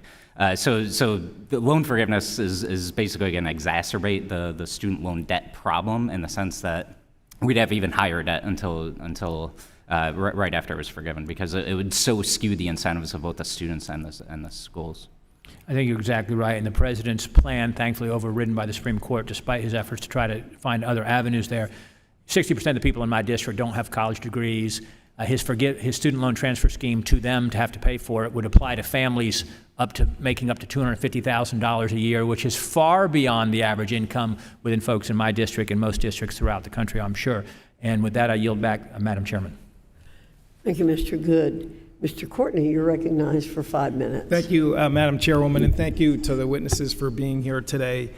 Again, I think this topic is the highest relevance to this committee. I've been on it for a while, and I was around in 2007 when the College Cost Reduction Act, a bipartisan bill that was signed into law by President Bush, was signed that cut the interest rate from 6.8% to 3.4% over a 5-year period. It established the Public Service Loan Forgiveness Program as well as the income-driven repayment program. 5 or 6 years later, in 2013, again, another bipartisan effort, the Student Loan Certainty Act, was passed. Congresswoman Fox's predecessor, John Klein, and I were in the Oval Office when President Obama signed that measure into law, which blocked what would have been a jump to 6.8% interest on Stafford loans and set the new 10-year note index that's in place here today. And I say that because we are right now on the brink of a cliff. Starting on October 1, despite all of the talk about, President Biden's, it was only a partial loan forgiveness measure, but whatever. I mean, all of those student loans are going to snap back, some of them with very high legacy interest rates on October 1st. And also, incoming freshmen who are about to start their college careers are looking at 5.5% interest rates on Stafford loans for this year. Because again, with the 10-year notes going up, +2, which is the formula that's in place today, and so we're just going to start this, treadmill for borrowers in October for both old borrowers and new borrowers. And it's incumbent, I believe, for us to act as a Congress, and certainly this committee has an essential role to doing that. So if you look at a kid who's at 5.5% interest, the average student loan debt is about $26,000 on average. across where it is today, in terms of the portfolio that exists, that's about $7,800 of added costs for interest. That is money that goes into the federal treasury. That is a windfall for the government. It was never the intent of Senator Stafford, that this was going to create an income-generating program for the Treasury, and I think it's time for us to get off that treadmill. Again, the problem is who takes the hit? The student who pays the interest, or the taxpayers that would take the hit if you eliminated interest, because obviously that hole has to be filled. Well, today, myself and Senator Peter Welch in the Senate are introducing the Student Loan Interest Elimination Act, which again basically zeroes out interest across the board. It's paid for, however, and not with taxes. What it does is it establishes a trust fund where principal balance payments are deposited, again administered by the Board of Trustees, and that would then be invested in low interest, low risk securities to generate enough income that would again pay the costs of not having interest payments going into the Treasury. It is a model which exists today for the Railroad Retirement Fund, which is a completely solvent pension program using exactly that type of approach. And that program, by the way, is solvent for the next 25 years in terms of doing that. So it has other mechanisms in terms of accountability, in terms of restricting eligibility for colleges and universities to get grants if their tuitions rise above an unacceptable level. And if it generates a surplus, then there's actually a provision in the bill to divert and invest that money into Pell Grants that are there. But this gets us off this train of interest. It does not excuse, it's not loan forgiveness. People still have to pay their principals levels in terms of their loans. But it gets us out of this interest trap, which again, with the interest recapitalization, metastasizes the cost, the level of debt for students to a point where where they owe more than the loans they actually took out. With my limited time, Professor Cellini, maybe you could just sort of comment in terms of this issue of interest. Yeah, it sounds like a very interesting proposal. Yeah, we know that students will face a cliff and need to start to repay. I would just caution that, thinking about which programs have access to those loan programs, just to make sure that taxpayers don't pay for, even with no interest, that they don't pay for low-performing, and that's exactly the programs. intent of this. We did it very carefully to avoid that dynamic, which in the past has always been how you paid for it. And we're not doing that with this. And I would ask again, USA Today article on this program, on this bill, be introduced into the record. Without objection. Ms. Houchin, you're recognized for 5 minutes. Thank you, Madam Chair. Thanks to the witnesses for testifying before us today. I appreciate your time. In alignment with this committee's continued effort for innovation in the higher education policy space, I want to hear from some of you about the ideas that this committee is considering in their Higher Education Act reauthorization. Dr. Gillen, I really appreciated your testimony that you submitted in writing. I can relate to that as both a parent of a college student and as a former graduate student who took out some student loans to afford my graduate education. When I submitted the paperwork to get a student loan, I was asked a question, how much does it cost? And then the answer was, oh, we'll pay whatever the cost is. So I'm hearkening to your Bowen's Law that you reference. In the quest for excellence, prestige, and influence, there is virtually no limit to the amount of money an institution could spend for seemingly fruitful educational ends. And under Bowen's laws, government subsidies don't reduce the price to the consumer because the subsidy allows colleges to raise and spend more money. Under Bowen's laws, subsidies have the counterintuitive effect of increasing the cost of providing the good or service rather than reducing the price of the good or service for the consumer. That has certainly been my experience, both as a student loan borrower, a parent, and a taxpayer. So thank you for your research. I do want to ask you about the PLUS loan program. The PLUS loan program allows graduate students and parents of undergraduate students to borrow nearly unlimited sums, as the only cap on the amount of loan someone can take is whatever the college says it costs to go there. Unsurprisingly, multiple studies conducted by economists and policy experts across the political spectrum conclude that these loans have substantially contributed to the rapid inflation of college prices over the last few decades. The result has been billions in loan forgiveness for graduate students and financial ruin for some low-income parents. What, if any, justification is there to continue the PLUS loan program? I don't think we need the PLUS loan program because it's duplicative of the Stafford loan program. So we've already got the Stafford loan program. If we want to make some changes to that, we can. And the Stafford loan program is better. It's got annual and aggregate limits. It's got safeguards. That's completely lacking for the PLUS, both on the grad and the parent side. I've seen some people argue that the Parent Plus was originally only designed to allow people to borrow up to expected family contribution. That got lost by the wayside. And then originally grad students couldn't take out PLUS loans, but then they were allowed to because we thought it would create money that we could then spend. And that hasn't worked out either. So this has kind of been a disaster of a program from the start. I'm glad that you mentioned the Stafford loan program. If we were to eliminate the PLUS program, what reforms to borrowing limits under the Stafford loan program should we examine?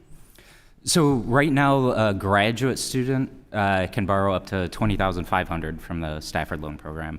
There are probably a few cases where that's not enough. So I'm thinking something like medical school tends to be very expensive. You might want to increase the borrowing limit in special cases like that. I would also recommend adjusting the aggregate limit based on the credential as well. Okay. It doesn't make sense to me to have the $138,500 limit for, doctoral degree, which can take up to a decade, and also a master's degree, which some of them will take a year. Okay, thank you. And then do you think the potential elimination of PLUS loans for graduate students would make higher education less accessible for low-income students looking to further their education?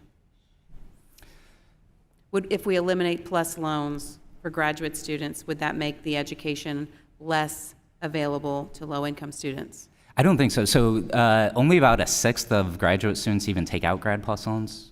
So most of the borrowing is already done in the Stafford program. So you aren't going to see much decline in access there. And particularly for graduate students, the plus loans aren't, or the parent plus loans are not an issue. So if there is any decline in access due to getting rid of Parent Plus, that can be easily remedied. Okay. And finally, Dr. Leshley, or Mr. Leshley, it's not often we hear of a new accreditor forming. What were some of the reasons you decided to create the Post-Secondary Commission? A lot of the motivation originated in my colleagues and I observing and being frustrated by the lack of attention paid to magnificent open admission institutions that serve high-need students. In these places, remarkable results can hide in plain sight unless we pay attention carefully to measuring their contributions. The inverse is when selective institutions are reflexively applauded for the outcomes of their students, even though that may have mostly to do with these very particular admissions offices that they have. So the origin of this idea, Congresswoman, was to take very seriously how to measure fairly and precisely the contributions that institutions make to this thing that almost every student needs so desperately, which is a better economic future.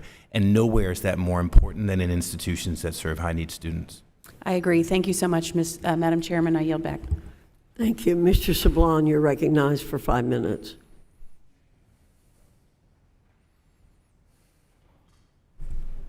Thank you very much, Madam Chair, and good afternoon to and welcome to all our witnesses. An educated society, improves everybody's lot in life. It promotes, relationships, promotes economies. It promotes just, sometimes very smart people get together and discuss very difficult things, right? That's what an education strives for. whether it's a difficult thing of how to connect this two lumber in this corner or clinical applications of your education. And so I would think that we all benefit from the programs, the federal student aid programs that are available to those who qualify, who need the program to move forward and get a good education. Of course, not everybody goes to, gets a good education, but as many as we can. One of those programs is the Pell Grant, and I am a true supporter. I'm a strong supporter of the Pell Grant because it's important, as we can see all throughout the country, such that I supported the, increasing the maximum awards of Pell Grants twice in the last 2 years. And because the Pell Grant is also very important to my district, where about 1,000 students attend the community college there, and typically covers the cost of tuition. So if we were to sort of pare down some of the programs, because the majority, my Republican colleagues here, are proposing to make severe cuts to the budget, despite the president's submission of a fiscal year 23 budget. It's going to get level funding, or actually it's even going to get much decreased. So what happens to the programs? I mean, besides continuing resolution, what happens to the programs? And the agencies that administer those programs, for example, the FSA, those agencies who collect this debt, we've seen it before. I was here before in 2013. There's a problem. So, but what happens to those, and moreover, what happens to those students who want to go to school, who should go to school, and yet don't have the resources to do it because we have all these new ideas of how to reduce their funds, their student aid programs. What happens to our community, these investments we have done so far that made us this greatest nation on earth? It wasn't just from legacy admissions in colleges, was it?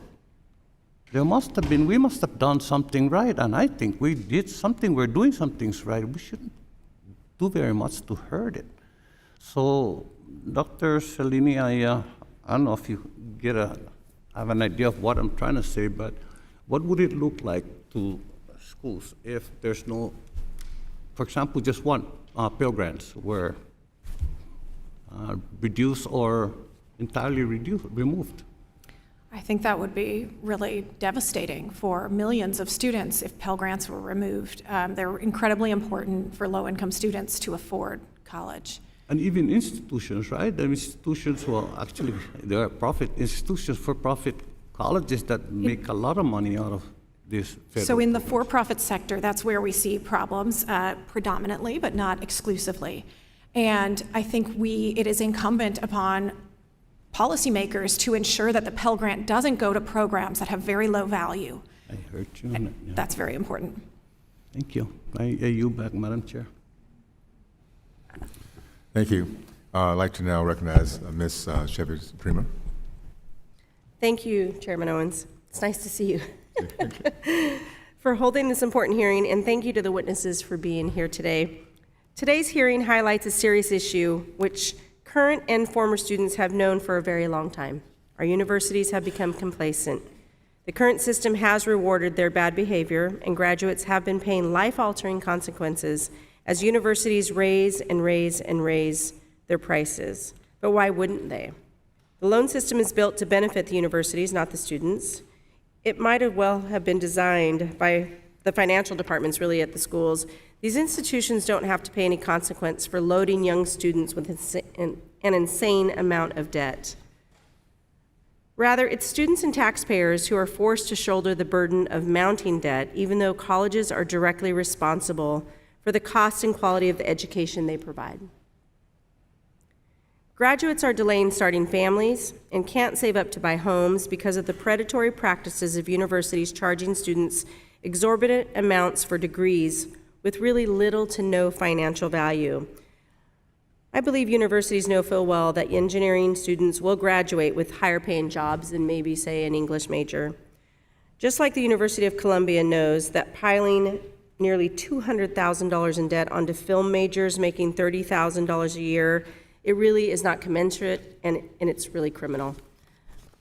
Tuition should reflect the expected return on investment that a degree provides graduates in the workforce, not some arbitrary number that boosts colleges' bottom line. If it did, maybe it wouldn't be the case that a quarter of the bachelor's degrees and nearly half of master's degrees leave students worse off if they ever enrolled even in the first place. So Dr. Gillen, in your testimony, you mentioned that the return on investment metrics, such as those in the Pell Act, could be used to determine the extent to which colleges should be financially responsible or financially rewarded for their students' outcomes.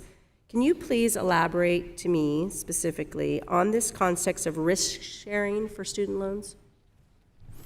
Yeah, so you can tie in a return on investment metric with risk sharing, and that will basically allow you to evaluate whether a program is high return, low return, and then either provide performance bonuses if it's high return, or sanction it if it's low return. And so the risk sharing you can do on its own, but you can also tie it into this return on investment metric. Okay, and could we require these same universities for programs with low returns on investment to take on a percentage of the graduate's debt? Yeah, you could absolutely do that, and this is sort of what having the college co-sign the loan is all about. So if the college co-signs the loan, they're on for 100%, but you could set the percentage at whatever you wanted. So you could say, okay, the college is on the hook for 50% of whatever the student doesn't repay. Ensuring that these schools have to pay similar consequences if they continue to force financial hardships on students, would that ensure that? Yeah. What would be the impact on tuition if something like this were put in place? So I think we'd like to see tuition decline at some schools and some programs, and the reason for that is if you're a college that's offering a program that's just on the cusp of being a high return or a low return, you've got a lot of leeway. You can probably cut costs, you can cut some staff if you need to, and so particularly low return programs, we'd likely see decline in price. We might see students shift into high return programs. So like once this information is out there, students might say, well, I'm going to go into this high return program instead of low return. Depending on the capacity, that could have price implications for the high return programs. But as time goes on, competition would kind of ensure that prices remain pretty reasonable. Okay, that's good. I feel confident then in saying that a large group of us on this committee agree with what you've said today. So, Mr. Chairman, I yield back. Thank you so much. Thank you. I'd like to recognize Ms. Bonamici. Thank you. Thank you, Mr. Chairman. I have some specific questions, but first I want to point out a couple of fundamental big picture issues I think that we can use when we frame this conversation. The first is education a public good or a commodity? And the second is, are we going to eliminate or further blur the difference between education and job training? Both important, but not the same. I also want to challenge the notion that was brought up earlier in this hearing that for some reason diversity, equity, and inclusion might not be relevant to preparing students for the real world of work. And I want to dispute that because DEI programs are often used, for example, for first-generation students, for veterans with PTSD, for students with disabilities. Also, DEI programs can help, here's a great explanation, encourage critical thinking, help students learn to communicate effectively with people of varied backgrounds, which I suggest people in this building could benefit from as well. So I want to push back on the notion that they're somehow not related to preparing people for the real world. I want to follow up on Representative Grothman's question to you, Dr. Gillen. You have a paper in which you wrote that state disinvestment in higher education is, you called it a myth. So, Dr. Gillen, do you agree that the word disinvestment in this context means reduction of financial resources? Yeah, and the conventional wisdom, yeah. Right. Okay. So in 2022, 28 states provided less funding per students at state universities than they did in 2008. 10 of those states funded higher education at least 20% below 2008 levels. So if we go back a little further to 2001, 36 states have reduced their level of funding in today's dollars. So these states clearly reduced their investments in higher education in the past 20 years. So if 36 states have reduced their funding of public universities in inflation-adjusted dollars, doesn't this meet the disinvestment definition? So 2001 was, before this year, it was the peak funding. And you generally don't want to kind of compare a peak to some other random. Well, my point is that many states have disinvested. And from 2008 to 2018, four-year public college tuition rose on average 38% in inflation-adjusted dollars. And your research claims that there's no direct relationship between this disinvestment by states and increases to tuition. And I strongly disagree with that, particularly as a former state legislator. The research from the Nonpartisan State Higher Education Executive Officers Association, SHEO, shows the opposite. They found a direct correlation between decreasing education revenue and tuition. So according to SHEO, the student share of an institution's revenue increased from 28.9% to 42%, excluding federal stimulus funding. So this is what the report said. Due to declines in education appropriations and net tuition revenue increases. This data clearly shows that colleges relied on tuition revenue increases to recoup losses suffered by declines in state funding. So again, I served in the state legislature. I saw universities forced to raise their tuition after state disinvestment. Right now, at the beginning of this year, my state was number 39 out of 50. So I just want to make clear that your data may be hurting students, institutions, and taxpayers who rely on state funding to support our strong higher education system. So, Dr. Cellini, why is it important to address state disinvestment? Why should that be part of what we're talking about to discuss issues of cost to students and institutions? And how do claims of disinvestment hurt students, institutions, and taxpayers? Yeah, well, we know that states are primarily responsible for funding community colleges, which are very low-cost institutions that have generally, on average, I'm a community college graduate myself. Better earnings outcomes than programs in, for example, the for-profit sector. So my own research has shown that the earnings gains in community college programs are much higher than the earnings gains in for-profit programs for similar students, looking at similar students with similar prior earnings. So we know that those are great investments and low-cost options for students. Thank you, Dr. Cellini. I want to agree with Ranking Member Scott that oftentimes there's value that cannot be assessed or measured in higher education. I want to make clear I do not agree with the notion that whether a student got a good education should be measured by their postgraduate earnings. If someone joins the Peace Corps, or works for a nonprofit organization, they're not going to, or becomes a teacher, they're not necessarily going to have high earnings, but they're doing incredibly valuable work. That does not mean that they did not get a good education. That being said, Dr. Cellini, you talked about imperfect information. I support the bicameral bipartisan College Transparency Act. So how can federal policy makers better promote communication of outcomes data that is privacy protected and includes multiple measures of student success, including completion rates? Are there successful examples that either in the public or private sectors that we could model when it comes to good consumer information? Well, I'll mention that in the new gainful employment proposal by the Department of Ed, there's a new requirement to have information available on high debt, low earning programs that students will need to acknowledge. And this is across beyond just the non-degree programs and career training programs. Thank you. I'm being gabbled down, so I yield back. Thank you, Mr. Chairman.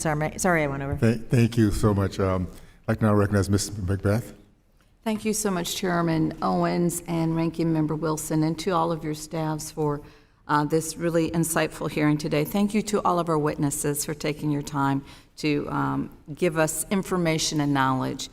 Like the title of today's hearing suggests, it's so important that we really take action to increase the value of higher education even further and to ensure that taxpayers are getting the quality return on their investment by ensuring that These federal programs are focused in the areas that are proven and to get our students where they want to be, which is to get, good careers, good salaries, and a better quality of life for themselves and for their families.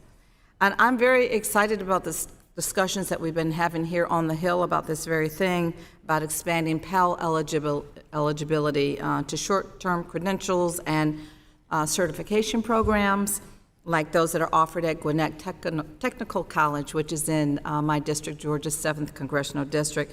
But we need to make sure that this expansion is done right. We need to really take our time and make sure that we're doing our students justice and that what we do solves the problems that we're trying to address today. We must ensure that any expansion be targeted to outcomes that are that they're based in programs that are actually proven to work, that they're efficient and effective for our students going forward. And so one of the main reasons that we're actually having these conversations is because our current system is not addressing the needs of our students or businesses who need to be able to hire the specialized workforce.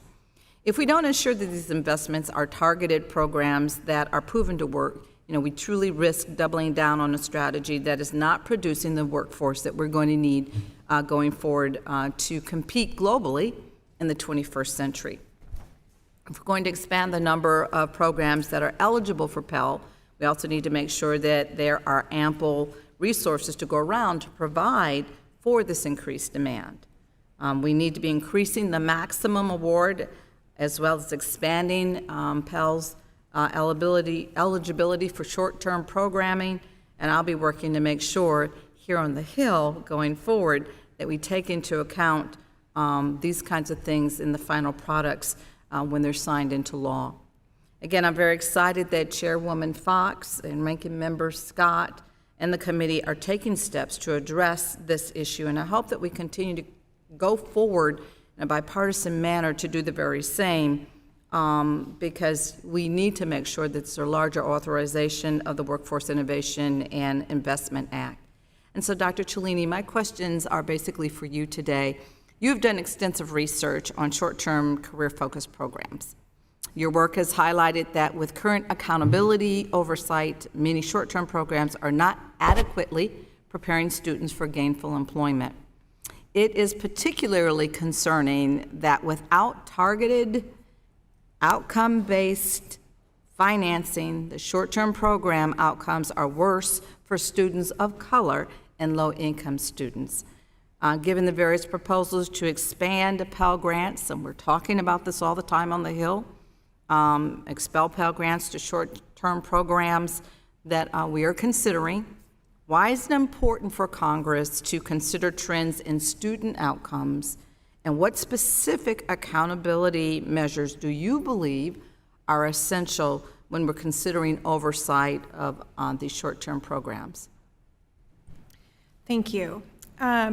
I think Congress should ensure that, again, only the highest performing short-term programs can access the Pell Grant. My research has been on some of these short-term programs that currently are actually eligible for federal student loans. And I found that half of those programs had earnings below the average earnings for high school graduates, which might be a counterfactual against to measure what they might have made in the absence of that program. Most of those programs that were below that high school average threshold, 96% of those were in the for-profit sector. Currently, there's something called a 70-70 requirement that requires 70% completion rates and 70% job placement rates to be eligible for those loan programs, and that's simply not enough accountability. Both of those metrics can be manipulated by institutions, and they're just not adequate protections. So I would advocate an earnings premium type metric that compares the earnings of students in those short-term programs to the counterfactual of what it might have been had they not gone to something like a high school earnings benchmark. Well, thank you very much. I live in the state of Georgia. I represent the state of Georgia, and we've just had millions of dollars that have been cut from our university and college system. And so I'm very, very concerned about, the education of our students. They will have needs, and I'm really glad that we're talking about this today because we have to find organic, holistic ways to make sure that our students' needs are met so that we can globally compete and that they too have the ability to be economically viable through academics. Thank you, and I yield back. Thank you. And I want to once again thank the witnesses for a remarkable opportunity to hear from you, the innovators. I'd like to have recognize Ms. Wilson for her closing remarks.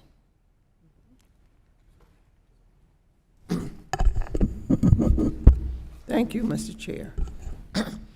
As we close this last Education Committee hearing until after August recess, let's review what we've accomplished so far.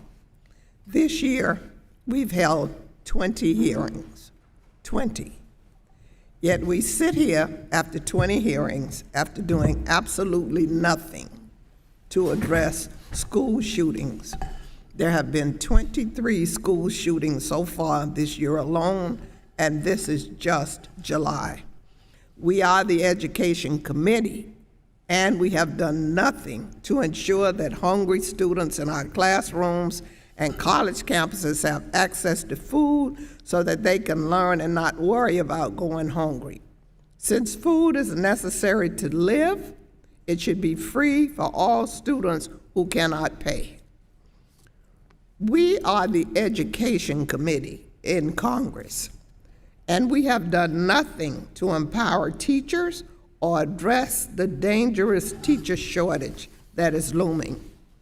My bipartisan American Teacher Act with 75 co-sponsors would solve that problem, but it is not on the calendar.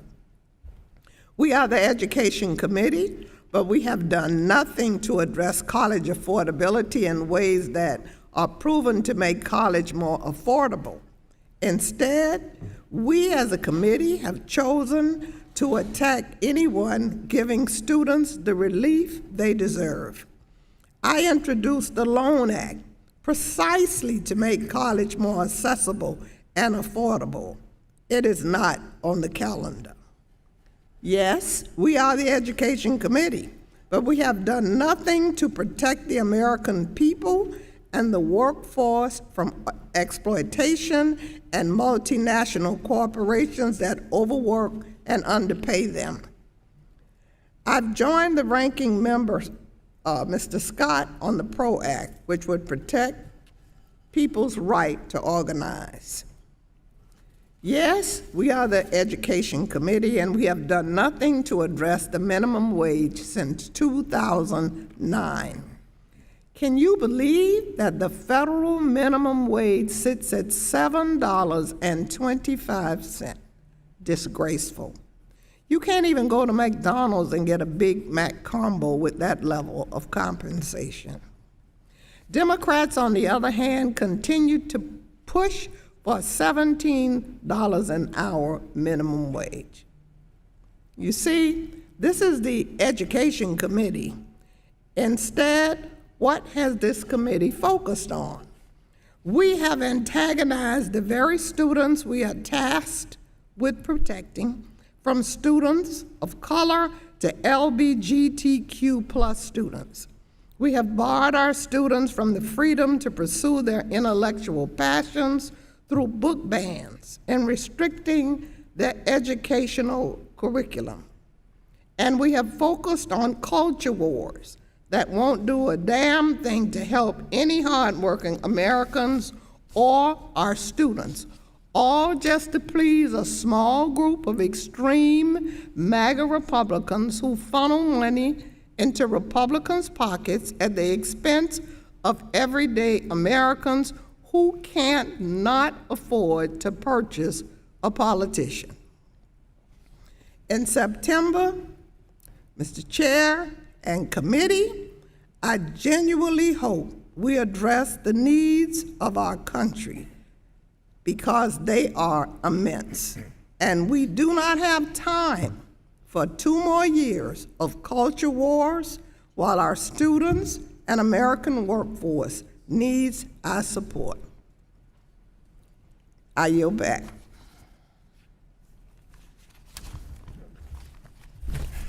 Thank you. First of all, I want to thank you. This is probably one of the most important phases of changing the trajectory of our country that we have, that is our education.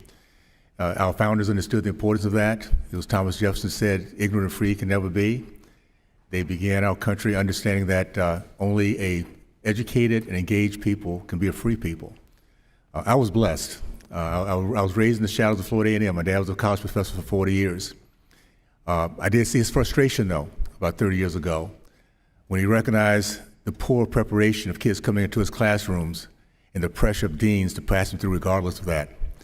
And because he had an option of being an entrepreneur, he decided to leave the industry. I do want to say this, once put back in place, was focused on getting our kids to think, to be optimistic, to be thankful for the opportunities, we will get our nation back. I lived it. I watched in the 40s, 50s, and 60s when the black community, during the segregated days, because we believed in education as a gateway, we believed that entrepreneurship and thinking and engagement would give our community a way of being respected, and it was. As we led the country in the growth of the middle class, we led the country in men matriculating from college, and percentage of entrepreneurs, all because we were thinking people. I was excited to see and hear different words today, because what we need to do is realize our education system is broken. Thank goodness for innovators like yourself, those who are not just willing to go along, willing to push the boundaries and figure out how can we get our kids really thinking again and successful again. To hear words like transparency, innovation, risk-taking, which you've never heard about in education, performance-based, which you've never heard about in education. How about co-signing loans? My goodness. Declining tuition, ejecting nonprofit courses, and a level playing field. And I know that my colleagues on the side of the aisle like to demean profit colleges. Just know all we're asking for across the board is a level playing field. Use the same standards. Whatever those standards are for success, profit and public should have the same opportunity to prove that they are the best in the game. If they can't pull their weight, they need to do something else. That's across the board. Our kids need to be our priorities. So I'm excited to have these conversations. I'm excited about the fact that, thank goodness, the Republican Party now is the majority conference. So these kind of things will be happening. We'll be focused on how our kids can make sure that instead of going in the direction it has been the last few decades, that we're going to get our act together and have them, when they leave, whatever decision or way they want to be educated, they can go out and succeed in that area. So I want to thank you again for your expertise, your time taken out. Continue, please, to share with us your innovation. We now have a conference that wants to legislatively be innovative in that process. We need your help to do that. So thank you so much for that. I'd like to again thank the witnesses for taking the time to testify before the subcommittee today. Without objection, there being no further business, the subcommittee stands adjourned. Thank you so much.